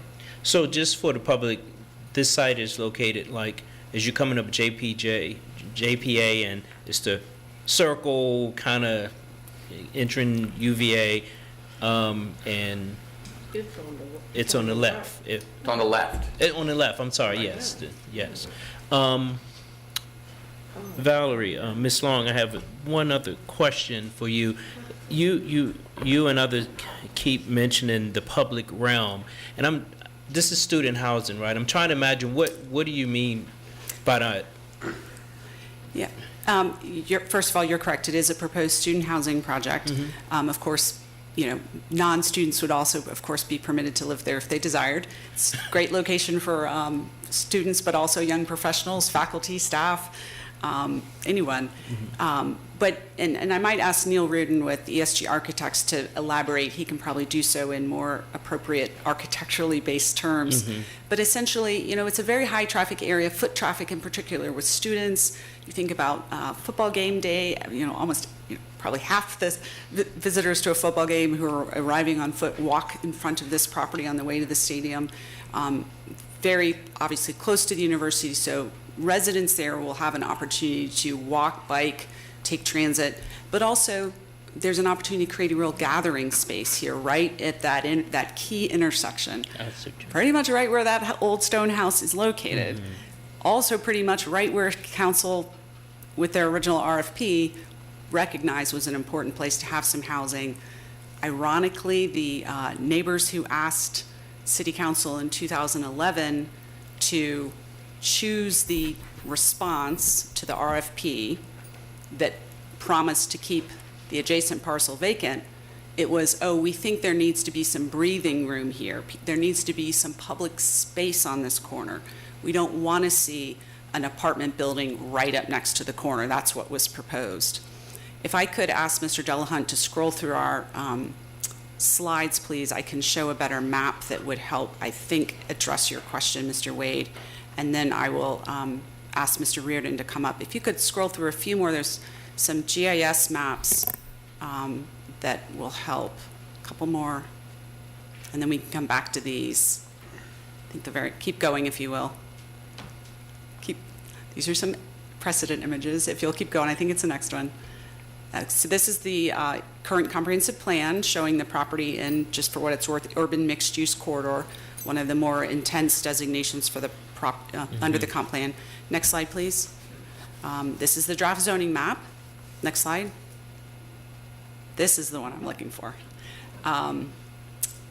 You can see, if you look at the, so all of those parcels in the black dotted line obviously are parcels that the applicant subtext has under contract to purchase and redevelop. The one in the, I'll call it the top right corner of that area is, as you'll see, is 409 Stadium, and the one to the left is 104 Stadium. So 104 Stadium is the parcel at issue tonight. That has the stone house on it, and that is designated individually protected. However, it was 409 Stadium Road that was owned by the city back in 2010, and even then, it was the city's housing director at the time, Ms. Kathy McHugh, I imagine in consultation with council, but she released a request for proposal to sell that 409 Stadium to interested parties who would develop it with housing. And the plan apparently was first offered to the nonprofit housing community, and no one was, for whatever reason, able or interested in purchasing it. So it went to the private market. And again, the two proposals were received. One proposal from a local apartment developer proposed to put an apartment building just on 409. And it would have, of course, been relatively close to the intersection. There was a lot of concern and opposition to that from some of the adjacent neighbors. The current owner of the property was also, and then is the owner of 104 Stadium. They wanted to buy 409 as well. There's statements in the record about, we're going to develop all of this one day, we're assembling it, we're not ready now. It's fairly interesting, the premonition, it says, the market's not yet ready for the amount of density that we think this property supports, and the city zoning code doesn't yet support the amount of density that this warrants. But soon, hopefully in the future, it will be. And here we are. Your zoning ordinance obviously is moving in a completely different direction with regard to density, as you all know well. He says we really want to own 409 also. We need the density, because under the current ordinance, it's all about density. We need the acreage from 409 to add to so we can get a higher density on this property. But if you'll sell it to us instead of this other proposal, this other developer, we will agree to keep 409 vacant, just like the neighbors want, and just for sweeten the pot a little bit, that's my word, we'll volunteer to have 104 be added to the IPP. There was no discussion about, oh, this stone house has all these great historic characteristics and features, here's why you should. It was truly about, the record is very clear, the discussions were all about, do we approve 409 to be sold to a developer who's going to put apartments on it, or do we approve the sale of 409 to the owner of 104 who will agree to keep it vacant? And on a 3-2 vote, after much discussion, they agreed to sell it to the requestor, who agreed to keep 409 vacant and make 104 an IPP. Thank you. Thank you. You're welcome. And again, if the first pages of our slide have the criteria that Mr. McConnell was referencing, and again, this is from your own ordinance about when you have an IPP and someone asks for an IPP building to be removed, what criteria do we look to and consider? And we have that criteria on the first page of our slides, and we're happy to elaborate, but none of that criteria provides a real basis for requiring it to be retained. Mm-hmm. We think it very much supports approving a demolition permit. Thank you. Other questions? We can talk about the public realm question too, if you still would If like you to want see to those. chime in, Sure. quick response, sir? Yes. Mr. Delahunt would go back a handful of slides to where we had our conceptual renderings. Sorry, I should have thought to number the pages. That would be much easier for him. Yeah, right there is great. And maybe go forward too. That's probably the best. Right there is that a good one? Yeah, absolutely. To answer the council member, to answer the public realm question, what we like to do in these projects is, you can see there's 6 parcels assembled here. The site is big enough to contain some density, but also to contain some open space. And what we like to do in our projects like this, of this size, is really create meaningful open space, both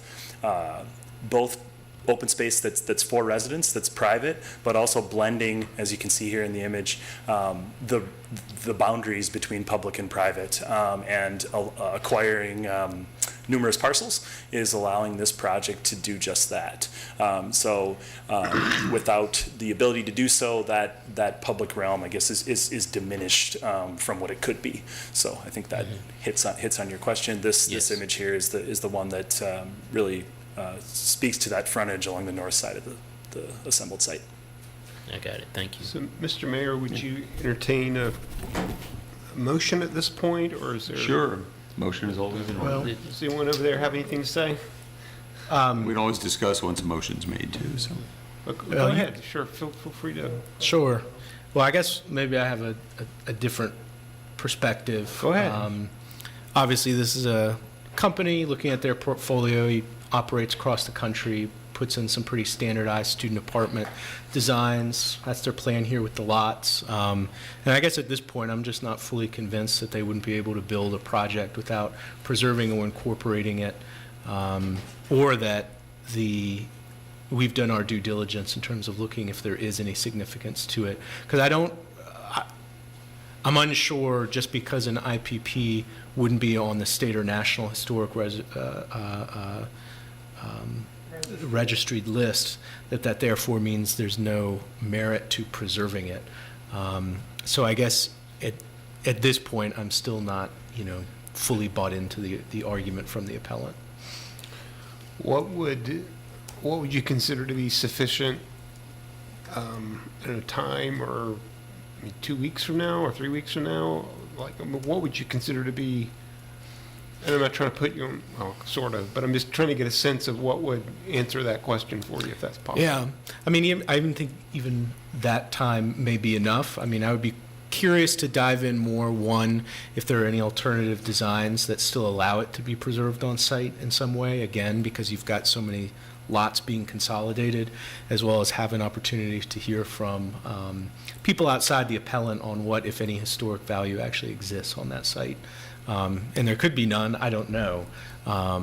It seems like there was maybe more to it being listed as IPP. I'm not an architectural historian, so I don't know if something's missing or not. But yeah.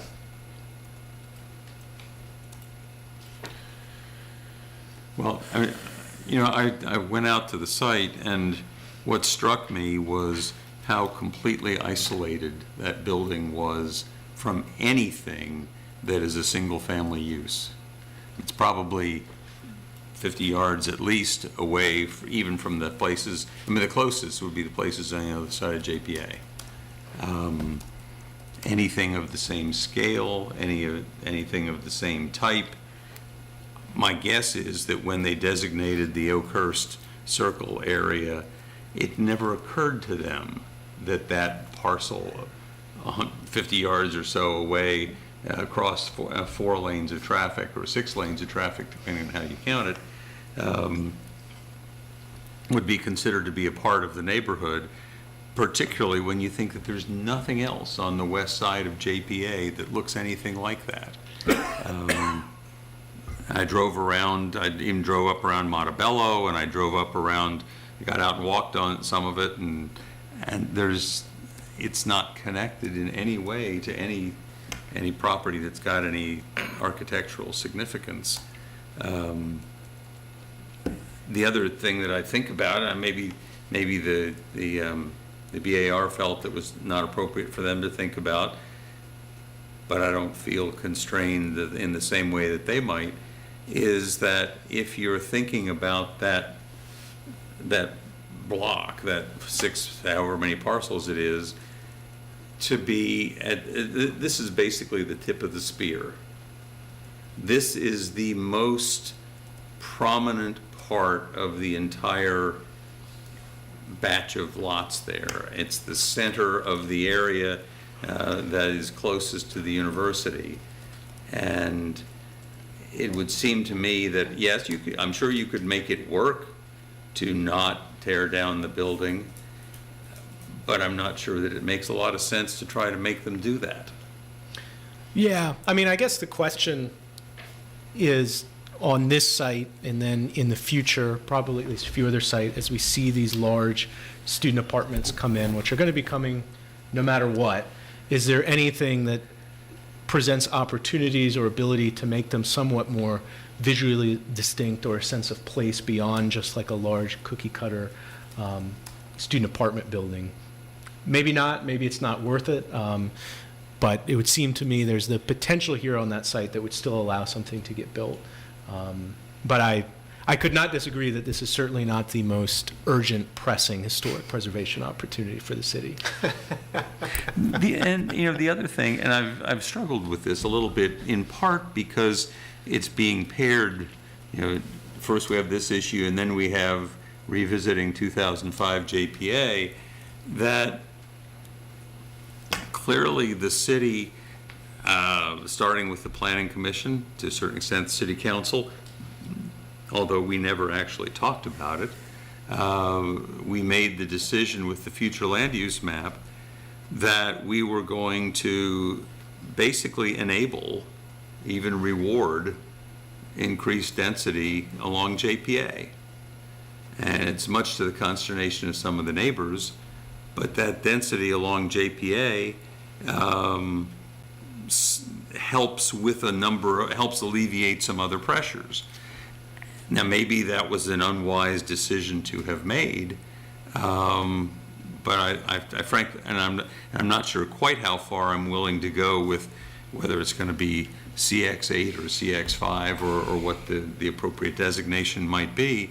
But I think we've fairly clearly said, and I think that the market fairly clearly understands, that this is probably one of the most effective ways to provide a fair amount of student housing without disrupting a whole lot of other neighborhoods. Yeah, and just in terms of the lot and,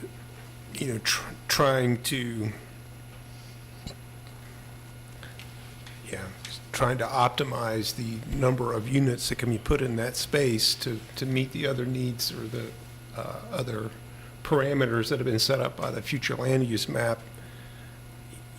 From a purely looking at this just in terms of a land on a map or area on a map, getting rid of that building is going to make anything you want to do there easier, simpler, and I think would give more space to creativity for the public realm versus trying to work around that.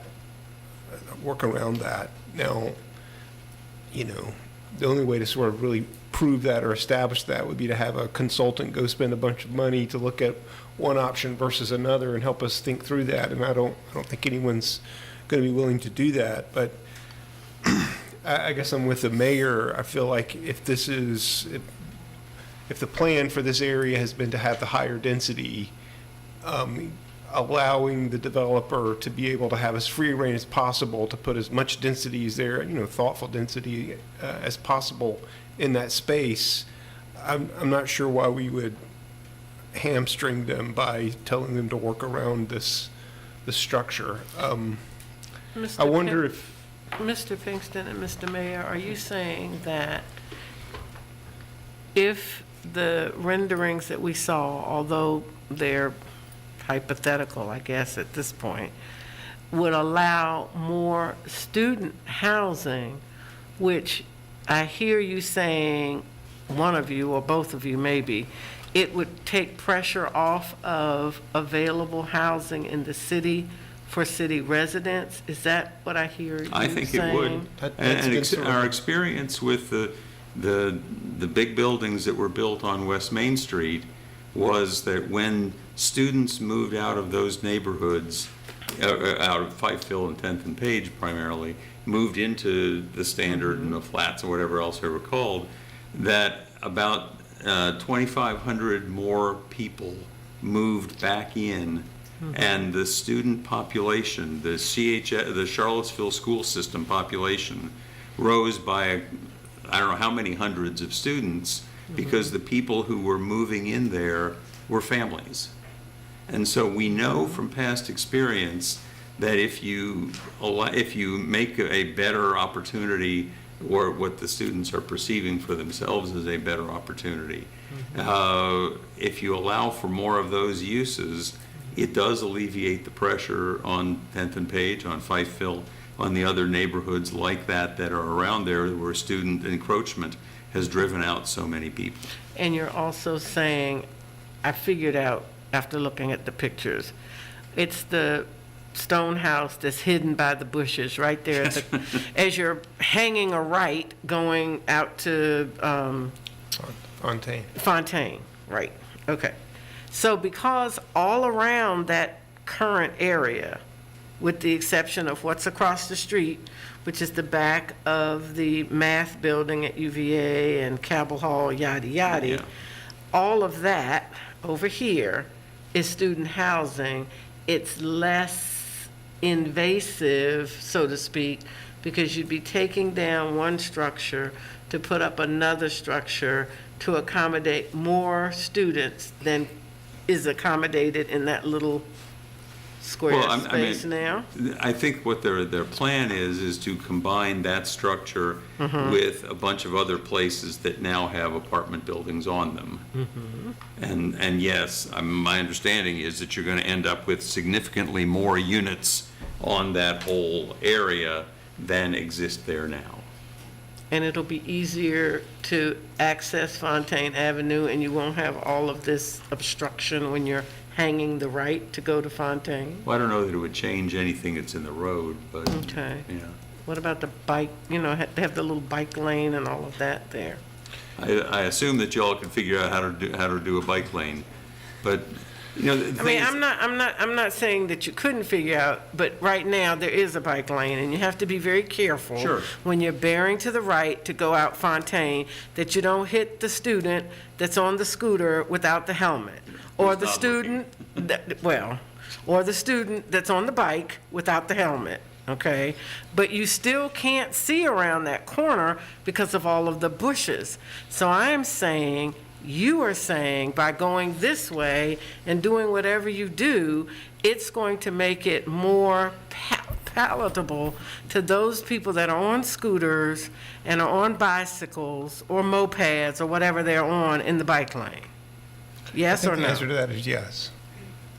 Yeah, Yeah. if council member, I can address that if you'd like. Absolutely. The redevelopment of the site will assist those things happening out in the street to happen more easily and be much safer. So the fact that we're changing the bushes and the other things that exist on the site, that very aspect was one of the first things that I noticed in visiting the site that was a non-attribute, but could be vastly improved with a redevelopment. So what about the power line issue, the Dominion Power issue?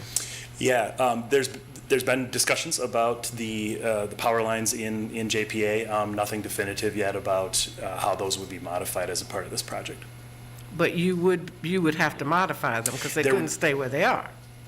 Correct. There would likely be some modifications to the power lines that exist in the median in JPA. But to be determined on the extent of that. Yeah, but there would be some modifications. You can't say now because there's nothing there. But you're saying that there will be modifications made, but you cannot say what they would be because you're not there yet. We're not there in the process, that's correct. Okay. Yes. Yep. So I wonder, Councilor Payne, I mean, do you feel like we're going to see this project at a later point and have more opportunity to address the things that you're concerned about? I mean, to be clear, and as the mayor's saying, this space in the future land use map is supposed to look something like what they've got. And I don't disagree with that, and I think no matter what we do or don't do, there's going to be a consolidation of lots and a large student apartment complex built there, whether we approve or not. I mean, it sounds like an SUP will be coming back to us at some point, likely, and that would be another opportunity. I mean, to me, the question is still a couple things. One, is there any opportunity, acknowledging that you're going to have a larger scale development there, anything to have a more unique sense of place for all these developments. And the second is, I guess the BARs made recommendations we could include, but in any motion, if we were to approve allowing the demolition, to try to lock in some more specific plans there in recognition of everything we've seen tonight is not a formal submission, could change. Is there any way to kind of include in our resolution, if we move forward with allowing its demolition, that, for example, like they referenced it couldn't just become, say, like a parking lot or something. If these plans fell through, you had a change in who the developer is, or they move something Yeah, I around. agree with that. I'm not sure how to word that. Well, as I interpret condition number 2 that were recommended by the BAR, it says that the certificate of appropriateness for demolition would be contingent upon the approval of the replacement, whether it's by BAR or if it remains IPP, or by the Planning Commission if it's an entrance corridor project. So that's not saying that they could go out and demolish it today and then, or tomorrow, and then take 6 years before they decide they want to do something. Yeah, we just can get the city attorney, Mr. McRoberts, to make sure we get the wording right if we. Yeah, so as I look at page 129 of the packet, I see alternatives to, if city council agrees with the appellant, then council should vote to approve the demolition COA, overturn the BAR decision.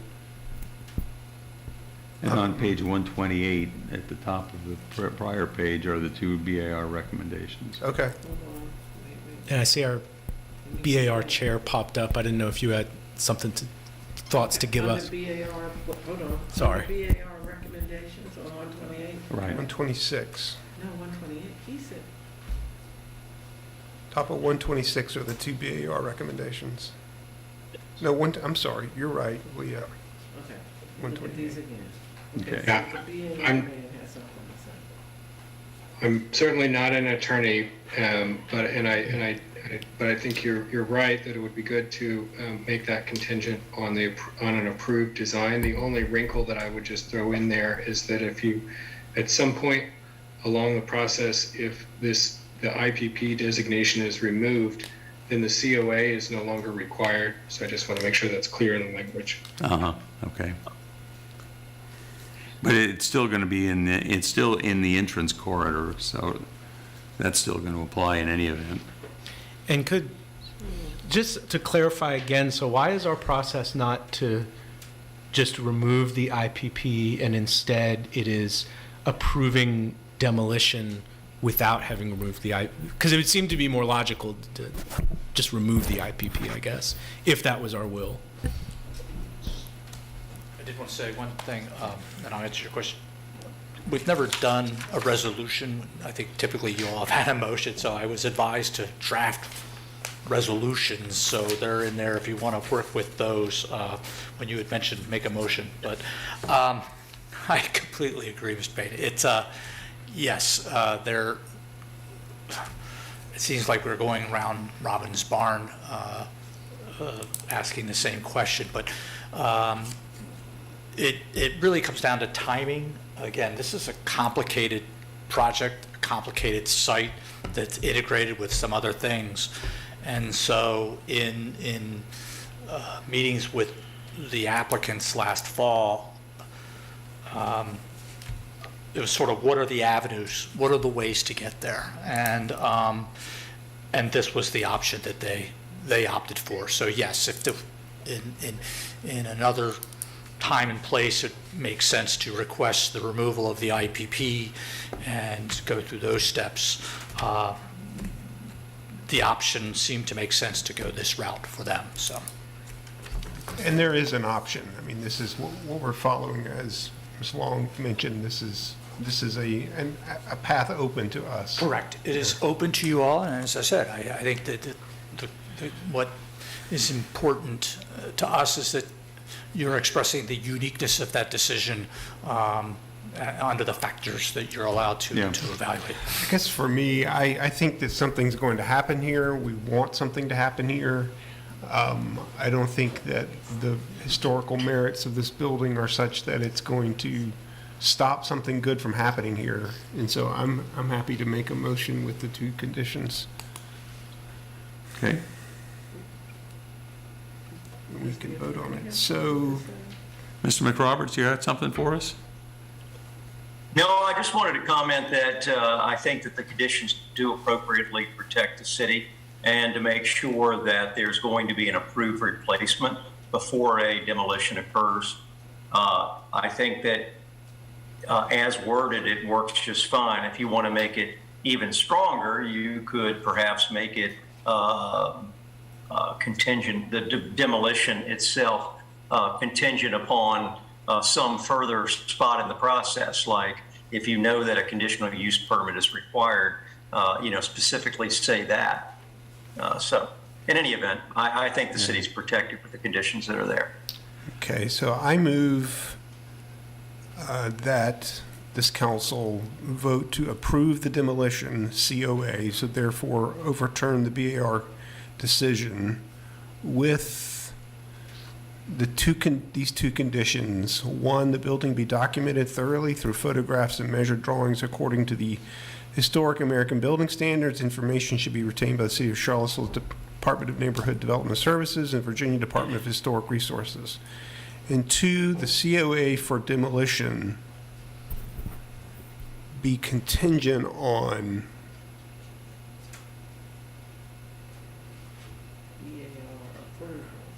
I'm not sure about that. Be contingent on approval of the building by the Planning Commission in as much as this is an entrance corridor project.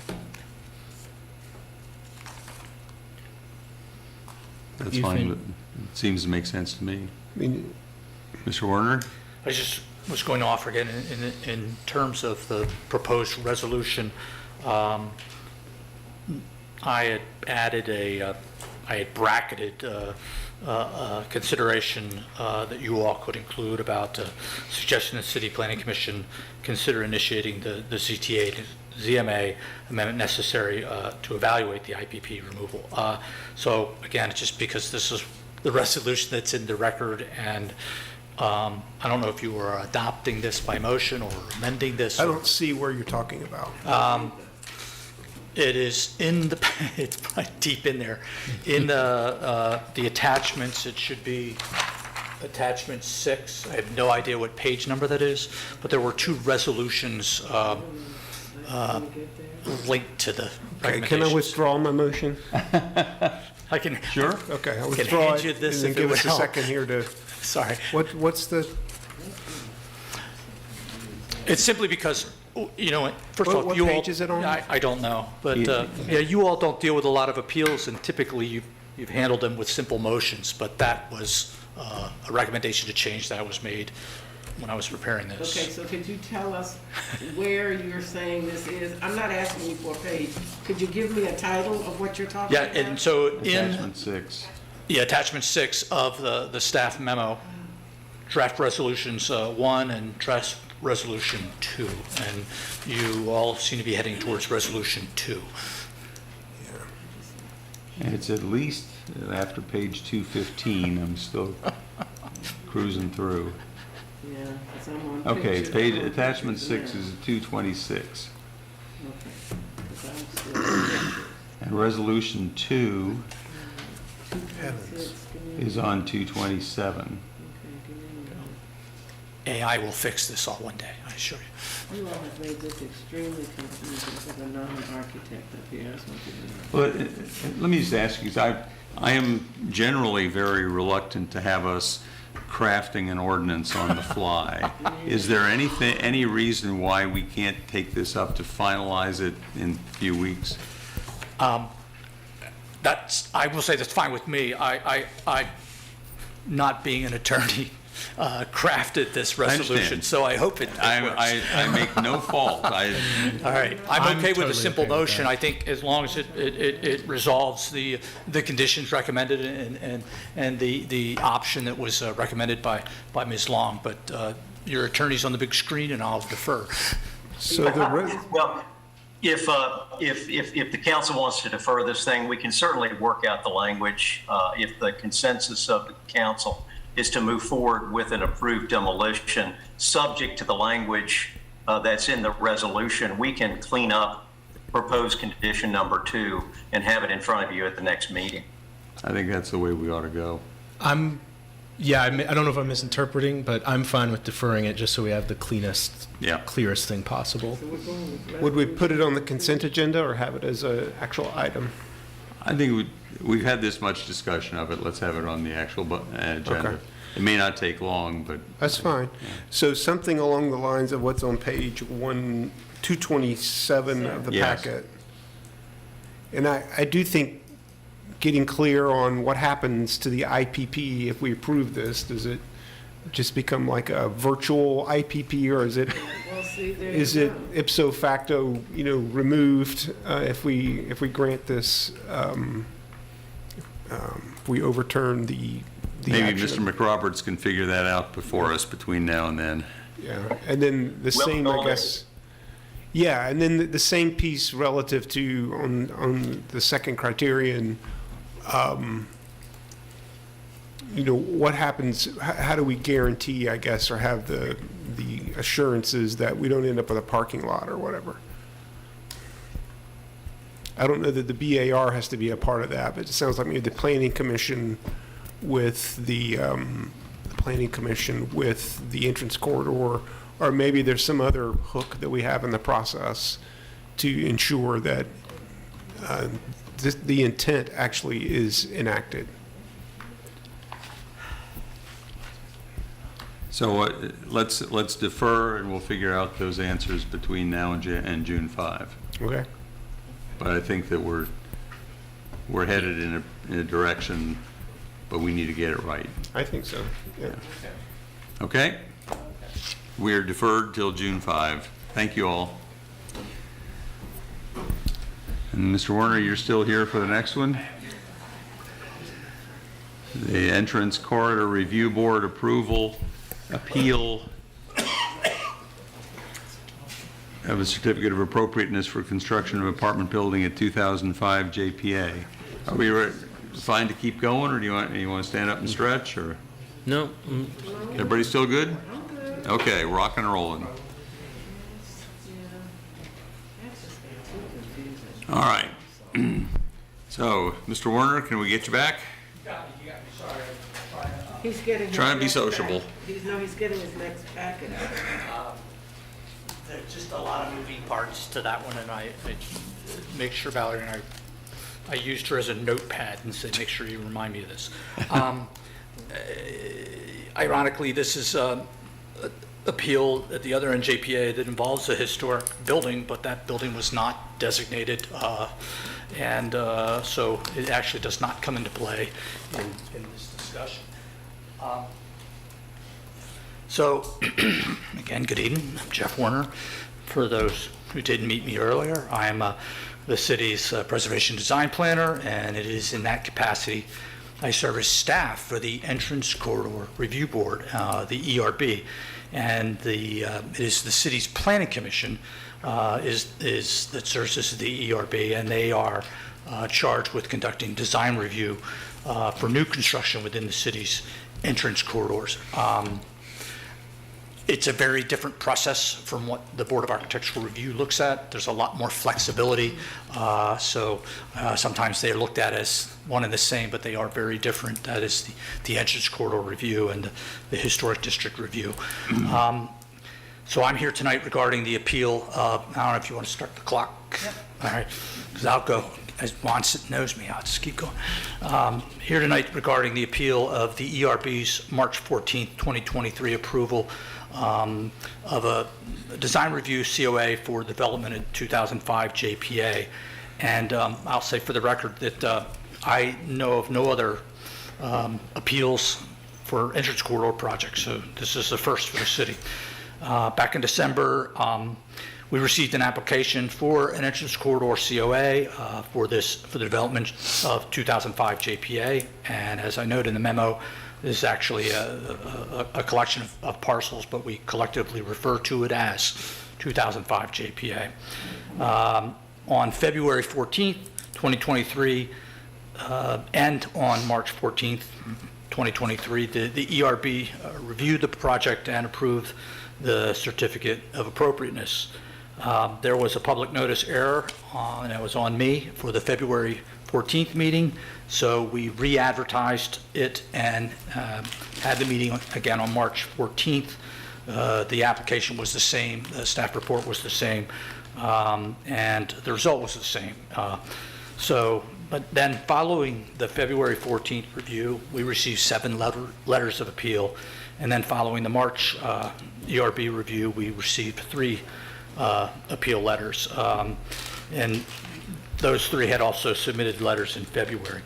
So before you tonight, the decision is to make a final decision on whether or not that design review, the approval of that project, whether that to approve that, allow its approval, or to deny the COA. And according to City Code, when you review an appeal of an ERB decision, you are supposed to review the application as if it had come to you for the first time. And in evaluating that, and that is the request before you is a request for you to deny the COA. So the appellants in this case are not the applicants for the project, but you all should, as the ERB did in February and March, apply the same criteria for entrance corridor design review. Refer to the staff report, which we rather detailed look at the guidelines, and use those in your consideration.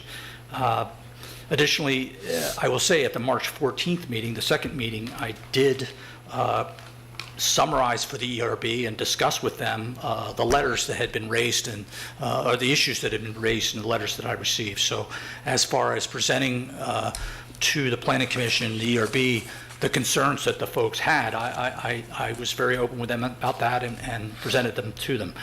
I'll review the appellant's comments in a moment, but just wanted to say, based on the application, the information and standards in the city code and design guidelines, our recommendation is that you approve the requested COA. And again, unfortunately, it is stated in a resolution at the end of the staff report, but probably not as difficult to deal with this time. And in that resolution, I have the ERB approved an extensive list of conditions of approval, and so I just want to make sure that in any motion to approve that you include those comments or those conditions. And certainly if you decide to deny the approval, you should state so in that resolution. So just to address the appellant's comments, and I broke them down into 14 categories, but I'll just briefly summarize them here.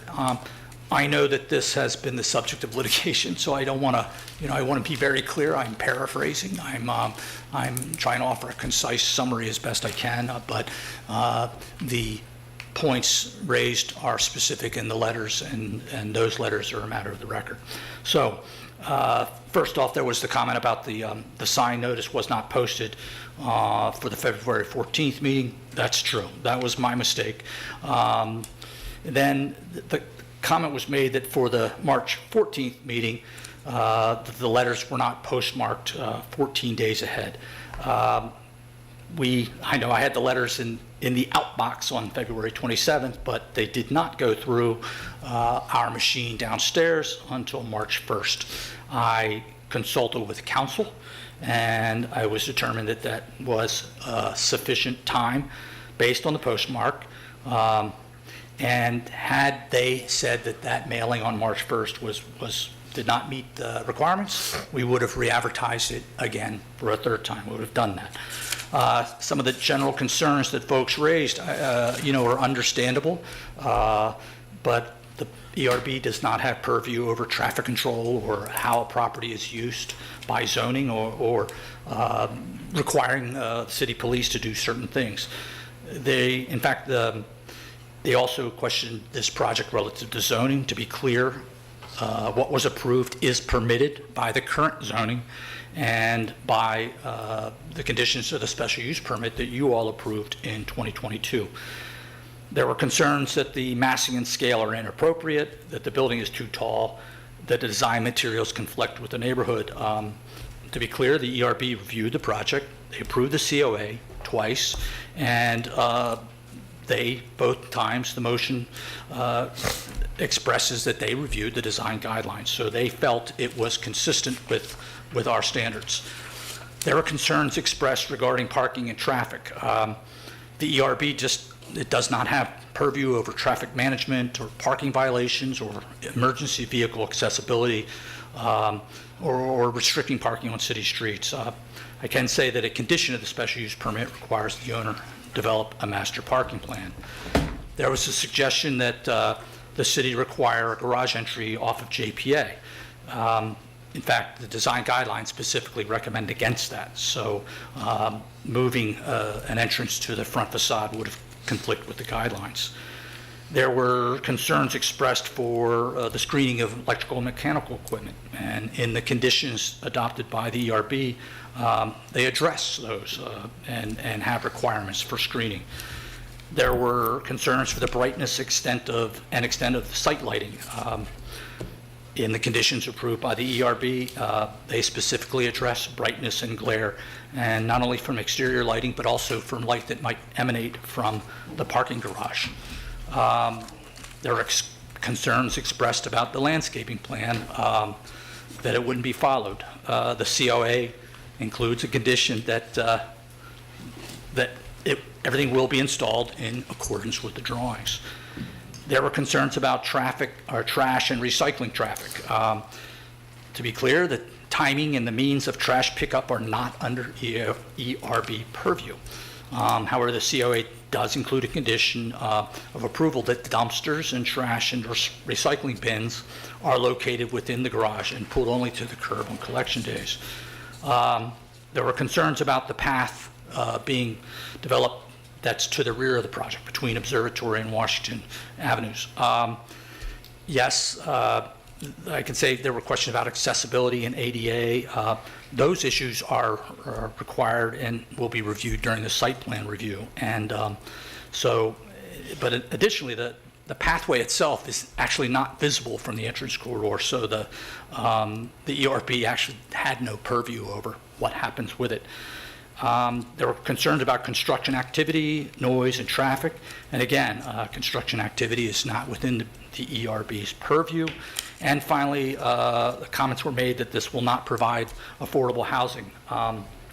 The use of a site or a building is not within the ERB's purview. And I will also say at no point during the ERB's design review process was there any discussion or presentation regarding who the tenants would be or what the rents would be. So really no grounds for that being an issue that the ERB did not review or resolve. So sorry, try and go through too quick on that, but do you have any questions for me?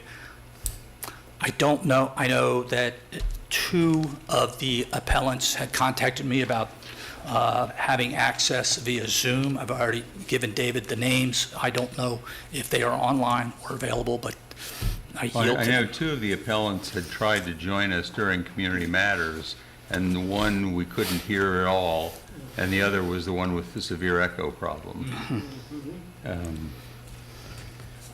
Mr. Warner, the question that I've got, and I suppose I should go look at the code to check this, but I don't really have a problem with most of the, or really with any of the substantive stuff, but I continue to be puzzled as to why council would have told you that something that was postmarked on March 1st was sufficient for a March 14th meeting if in fact the city code says, the note here says city code mandates that notice be sent by first-class mail and postmarked not less than 14 days before the meeting. If that is in fact what the city code says, I don't see why that would suffice. I'm not the city attorney, but that was my question. And so it's postmarked the 1st. In fact, you even have to stamp it was in Richmond within 2 hours. But that's for you all to decide. The remedy for that is to re-advertise again and take it back to the ERB for a 3rd time. And I'm more than happy to do that. Well, I sort of hate to have people do things that don't make any sense, but in this particular case, if there is an easy way to fix what seems to me to be a clear technicality, I don't understand why we wouldn't want to do it. I'd be curious to hear from our city attorney if they have any thoughts, particularly in light of the fact that this will be the subject of litigation. I would feel confident. Since they've already filed litigation over the substantive issues, yeah. Do you know what is the code provision? The attorneys are one. Mr. McRoberts? I'm sorry, I don't have it in front of me. Which code section are you looking for? It's the ECRB code section. And that is the public notice section actually refers to a provision underneath the BAR's ordinances. So that's why it's just by reference, but it is that I can read it to you. And I guess basically the substantive question would be, our mailing of notice doesn't line up with our own code, and does that create any liability? Mr. Mayor, Mr. Schaff is still in the meeting if you'd like to hear from him. He has his hand raised. Well, we actually have a designated time for the appellants to speak up. Maybe this is a good time to do that. Mr. Schaff, are you able to hear us?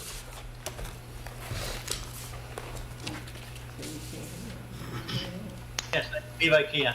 Okay, we can hear you. You need to speak up a little bit because it's a little soft.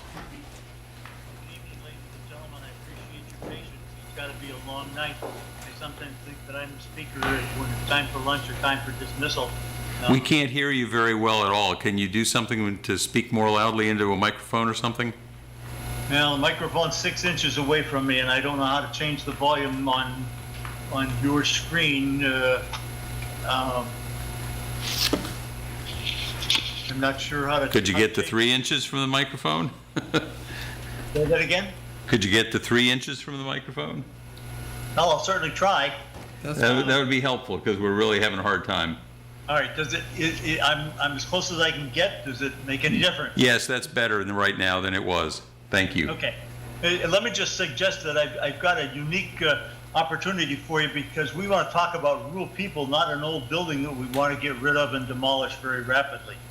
Because all of the things that we've talked about and sent in on the letters reflect the impact that it's going to have on people, whether they're permanent residents or tenants that live around it. And I just heard for the last 4 items were it's quote unquote not my fault. It's not within the ERB purview. But I got to tell you, or I suggest to you, if you will, that the traffic is a significant problem to people that are living there. That is maybe not an easy solution, but if you haven't driven up Washington or Observatory, it's a very narrow street. You get down to Washington in particular, which I was at last weekend, It took me 2.5 minutes to cross the street onto JPA. That's with just the local folks there. Now we want to add 124 cars and 390 some bedrooms, and it's my opinion that a lot of those people are going to have cars, to say nothing of their friends and the pizza delivery truck that's going to show up on the door every once in a while. It's kind of funny, the site plan spends a lot of time talking about what kind of trees are going to be growing on it, and the renderings, of course, are really full size, and I'm going to guess that what will exist when they're built are going to be relatively small. I think the citizens on Washington and Observatory deserve, and they seek, a quiet residential neighborhood without question. An 8-story wall irrevocably changes the flavor of that neighborhood. It's what I call New York City style, if you will. I suggest that the vehicles and the garbage and the dumpsters are all significant concerns for people that live in that area, and that needs to be revised, and I believe it's within the purview of the ERB to do that.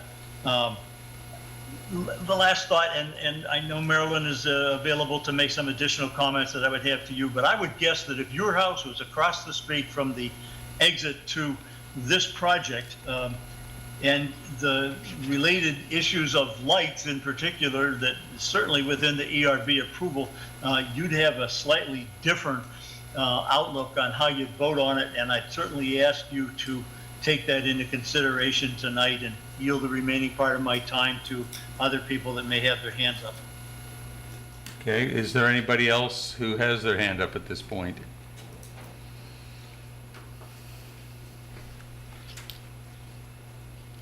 Is Ms. Poling on the call? She is. She does not have her hand raised, though. Okay, she may not have solved the issue.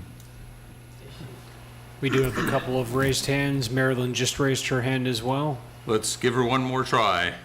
Ms. Poling?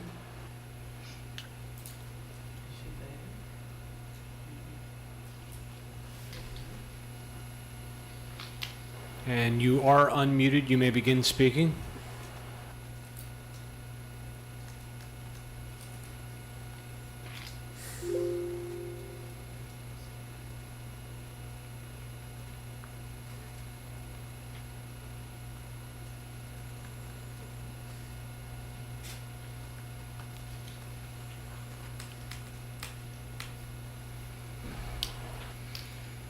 Well, this is not working. I'm sorry, Ms. Poling, we got to figure out some other way. Is there anybody else who's wishing to speak on this issue as an appellant?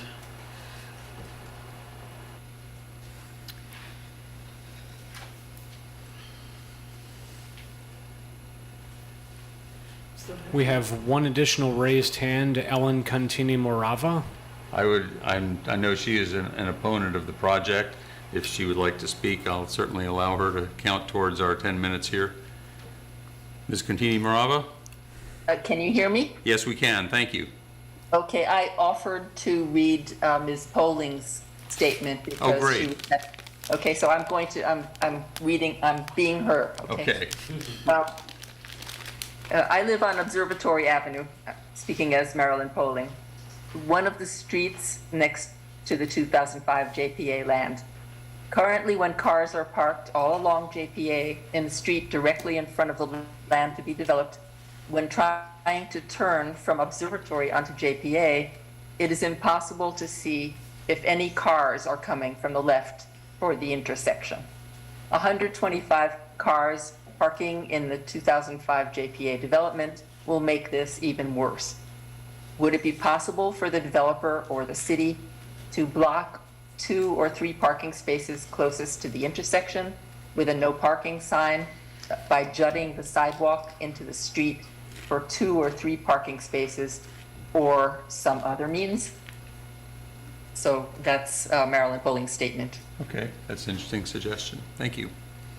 I'm not sure that it may be a suggestion somebody's got to figure out later on, but probably not tonight.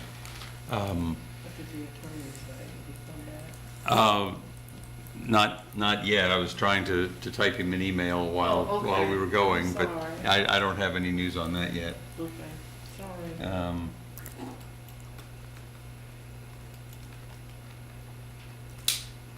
Is there anybody else who wants to speak to us on the issue?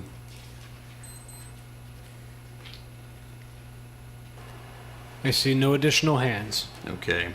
So then we also have an opportunity for the ERB chairperson to speak. I guess that would be Lyle Soley Yates.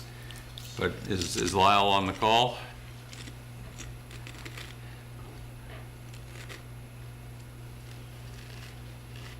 I do not see him in the Zoom. Okay. Well,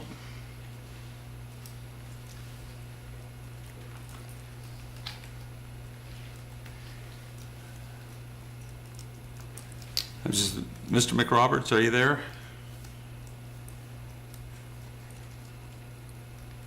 Yes, sir.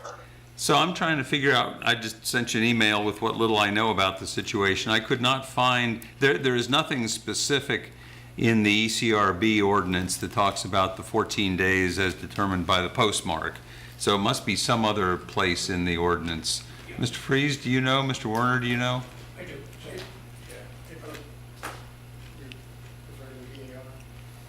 It is by reference taken from, Take my pen out. Sorry. I had a big brother. He stuck that in there a lot. It is by reference to the, here. Under, this would be Article 2, Division 2, Historical Preservation and Architectural Design Control Overlay Districts, and if you go to the requirements for, sorry, I'm getting used to progressives, and this is not fun. I was not successful at it, so good luck. So, yeah, it is a reference to Section 34, 284A, is that a letter postmarked not less than 14 days before the meeting shall be deemed adequate. And as I said, I had put those in the out box, but then when I learned they did not go out until 2 days later, I asked the question of, is this sufficient? And kind of went up the ladder, and it came back to me that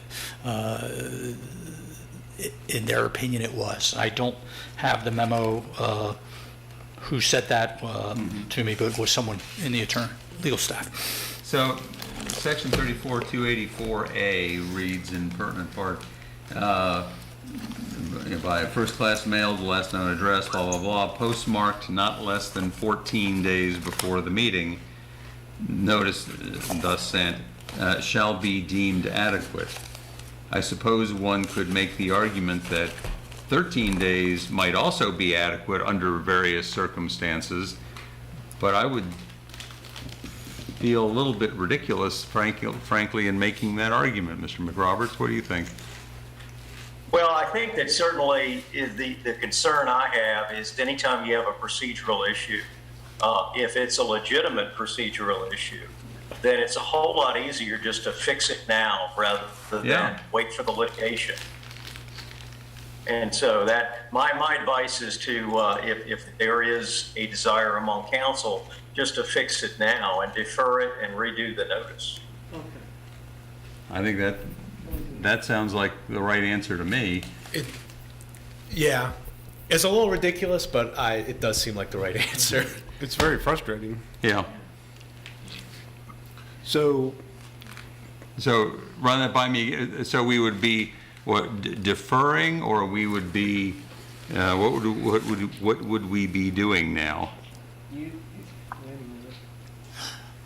Well, the issue is that the notice for your public hearing, it's not for the public hearing. It's actually for I gather it's for the ECRB hearing. Right.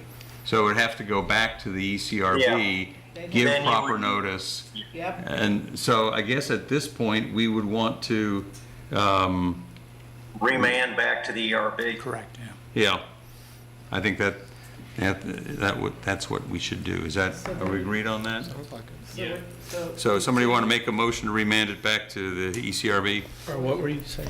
Would you be deferring it back to them or? No, we'd be remanding it back to them. Yeah, without a re-referring decision. is probably a better term. Re-referring? Okay. Can I ask, given that it'll likely be appealed again, Yes. are there any issues related to the ERB's review that you feel should be addressed? And forgive me for interrupting, but I just trying to cover the bases. I will tell you, my basic feeling is that issues that are site plan issues are not really appropriate for this.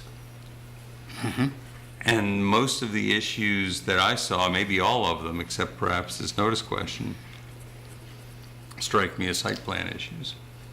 Or the issues, frankly, that these same appellants had the circuit court rule against them on last week. Yeah, most of these issues seems like they were litigated and discussed when we actually did the SUP. So, yeah, I would have voted to uphold the Planning Commission, the ECRB's recommendation, except for the issue that we're facing tonight. It sounds like on a technicality, a legit, a factual technicality, it's got to go back. Let's get it right. Yeah, and I'll just largely agree. I think the fact that this had to go back through the ERB process resulted in something that is not going to make it into like the National Building Museum, that I think does look substantially better than the original proposal. And I think we should just think about that with large buildings. Is there something that can make it just feel a little bit better? And I think that was largely accomplished with the building materials, colors. And I would concur that some of the major issues is really about massing and scale, which I guess in part the ERB can review, but that really feels more like the SUP was a relevant time when that decision got made. So hopefully that is somewhat clear. Okay, Well, so I was just saying, we're clear on this one, but I just think just for future, I'm not sure if we have determined what the issue is about the postmark and things like that, just for future reference. I think the statute's or the ordinance is quite clear. You didn't have ample notice. Postmark not less than 14 days before the meeting, and March 1st is 13 days before the. I understand, 14th but meeting. did you get guidance that it was okay? Like I said, I had them in the outbox on that Monday, so- then found out they didn't ask the question. That was the response I got. It just needs was to be sufficient. Yeah. Well, and I suspect, there are certain aspects of the law where they have what's called the mailbox rule, where the mailbox rule in an organization, the mailbox rule indicates that sending is placing it in a box to be sent. That's right. But here the statute doesn't talk about mailing, it talks about postmark. Right. And that, or the ordinance, and that seems to me is very clear. Well, I'm going by what's happening, and as a result, they're hearing it again. Yep. And we want to avoid this happening again if we can. Yep. Okay, so we need a motion to re-refer this to the ECRB. I move that we re-refer this to the ECRB. Give me 1 second. Do I need to say a little more about that? I don't think so.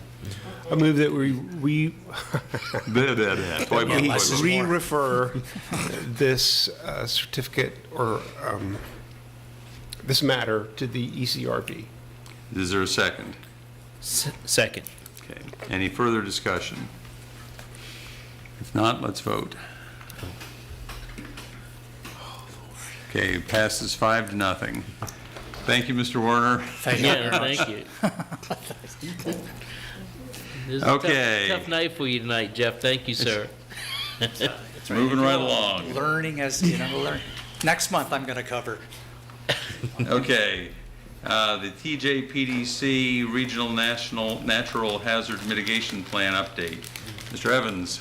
Yes, sir. Mayor Snook, councilors, Mr. Rogers, thanks for having us out. We just want to reintroduce the 2023 hazard mitigation plan from TJPDC.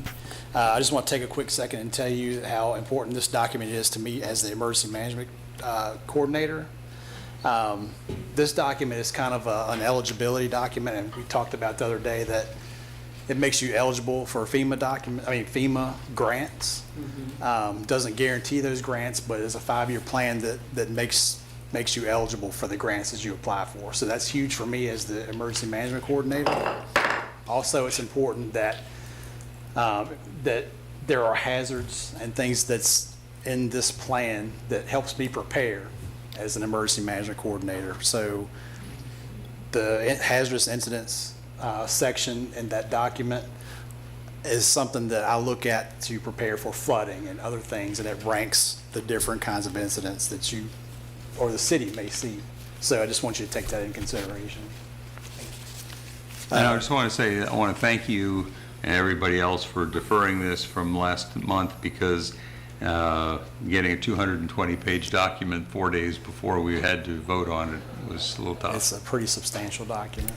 Were you able to work your way through all 200 pages? Pretty close. I sent a rather long email to Ian Baxter with a whole bunch of technical little issues, which may not get changed because they've already sent it on and had it approved by other people. I did want to just note that one of the things that I pointed out was that we've got an ongoing problem left over from the fact that the census was screwed up because of COVID. And it turns out, in all likelihood, it makes no difference to anything in this report whether we're shown as being 46,000 or 51,000 people as of 2020. But every other document we've been putting out recently has used the 51,000 figure, except the old census still says 46. So, but I've been assured that it won't matter to anything that's going to happen in the long run. So That's right. I'm not going to worry about it. All right, so I'm sorry. He's not gonna worry about it this week. No, that's right. So I'm going to bring Mr. Baxter up, and he can explain some of the intricacies of the plan. Okay. Hi, councilors, Mayor Snook. I don't really have much to add to what Jeremy says. I think he's definitely the resource for how this relates to city issues and city staff. I think the real win that this gives, obviously, in addition to the grant eligibility for some, engineering or development or reacquisition or retrofitting of properties, but also it gave staff the opportunity to do some cross-departmental coordination on some of these mitigation action items. So I know that Jeremy can speak to that a little bit more in depth, but organizing all of the staff that are in pertinent departments, from NDS to Public Works to some of the environmental climate work that's happening in the city, I think is a benefit just for participating in the process, and then hopefully, if it's your will, accessing some of the more tangible benefits from adopting this plan in the form of those two grants that I know we've talked about. So that's all I have. I'd be happy to answer any more questions y'all have. Questions, anybody? I know we spoke about at some point, and I don't think you guys are the ones to do it, but getting clear on our flood mapping and what, when people bring up the topic of the floodplain, the flood zone, the elevation of that, it quickly devolves into who went to whom and got whatever from FEMA. And I just would like someone in the city to be able to say, and maybe someone can, and this was just resolved a while back, but someone to say, this is our flood policy, our the documentation that we have on this, and if someone brings us another project that has a flood plain impacts, that we can state clearly what the FEMA or Corps of Engineers. Yes, sir. There is a flood resiliency plan that's in play.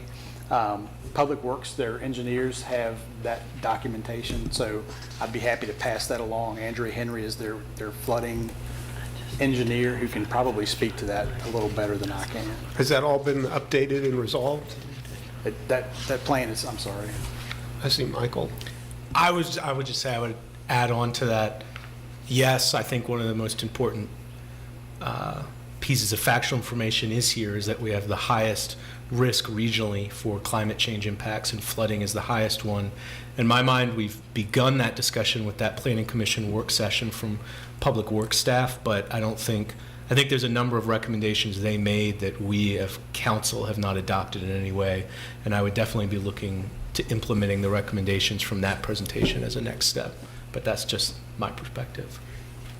Yeah, I agree. How do we get that in front of us as a, So if I would just state to you all that that is additional work that needs to be done by Public Works Engineering. Okay. It includes the climate team.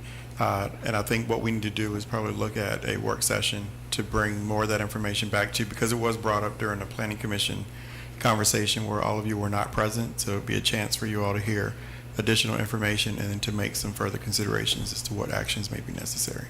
thank you.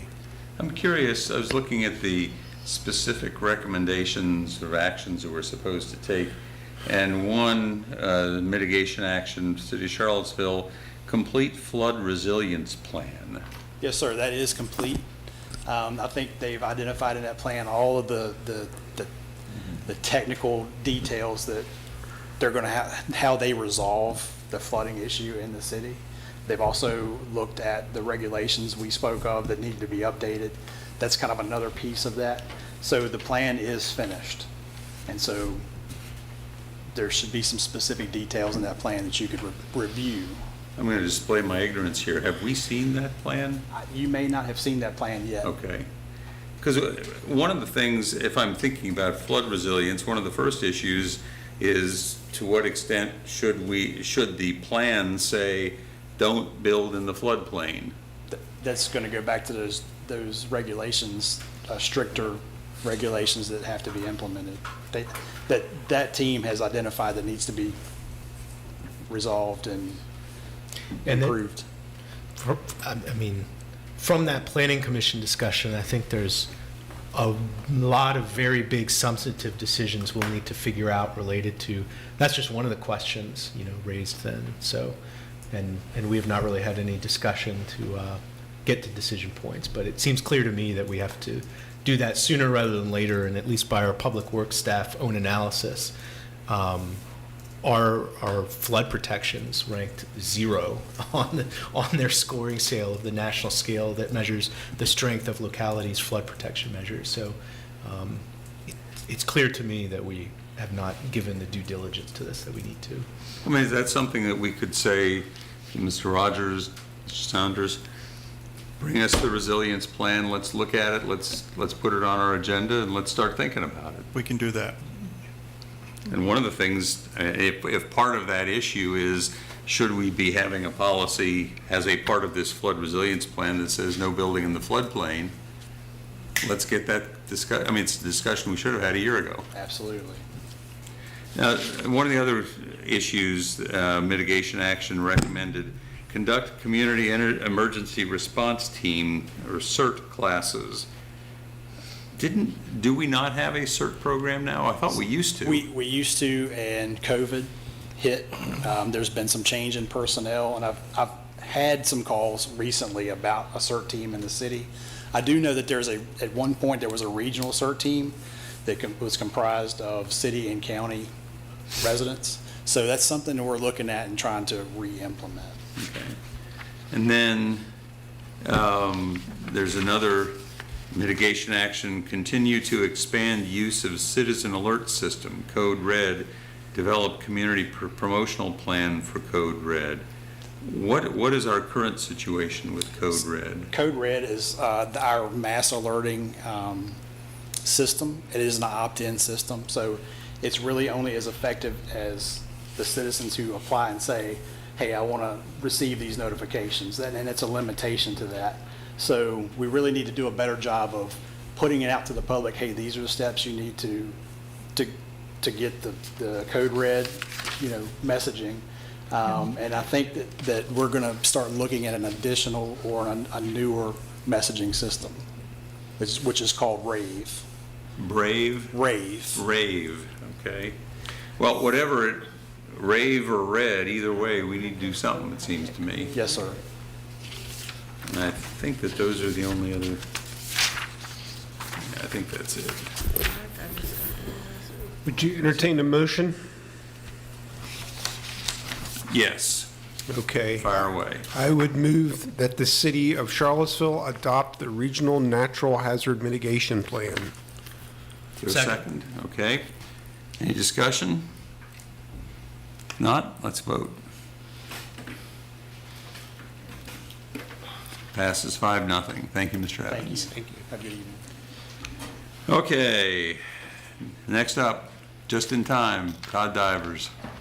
Talk about housing assistance to low and moderate income homeowners. One of two readings. Mr. Mayor, members of council, and I know y'all been waiting all night for me to come up here. We Get certainly cleaned up. have. We Y'all hear me all certainly right? have. I'm here to discuss the CHAP program, which is now, for the second year, is now the Charlottesville Homeowner Assistance Program. It is operated under the auspices of the Social Services Department under a cooperative agreement with my office to administer the program. This is the second year we've run it this way. We're not going to change the parameters from last year. The income limits are tied. It's not stated as the goal in the memo there, but the income limits are tied to the same limits that the real estate tax relief program are, which is based on MFE, which is a figure, area median family income, excuse me, which is a number that is put out by the Department of Housing and Urban Development for their fair market rents determination. You guys approved the budget for this during the budget cycle. We're geared up to do it, and we have to get it approved every year, and this is the time. Okay. Okey-dokey. Questions? Can we put this on the consent agenda next week? Sounds good to me. Sounds good to me. Actually, 3 weeks, but, you know. Yes. Consent agenda, June 5. Yes. Yes. Thank you. No, Thank you we all. don't want to see you. No, I feel the love. Okay, then we have one other business item for consideration, and that was our appointments to the Tourism Board. Who's got Yes, I would move that we approve Sean Jenkins and Sheldon Johnson to the Convention and Visitors Bureau Board. that? Okay, is there a second? Second. Any discussion? Shall we vote? Okay, that's approved. Any other business items for consideration? Any questions for city management to follow up on? Okay, so we're now at the final speaking opportunity for members of the public. Speakers will be given up to 3 minutes. You may join the speaker queue by selecting the raise hand option in the Zoom webinar, by pressing *9 if you've joined by phone, or by raising your hand in council chamber. We have one person in council chamber, and she's leaving now, so. Okay, any speakers? Anybody online wish to speak to us? Mayor Snook, there are no raised hands. All right. There being nothing further to be done on the agenda, we're adjourned. Thank you. Thank you.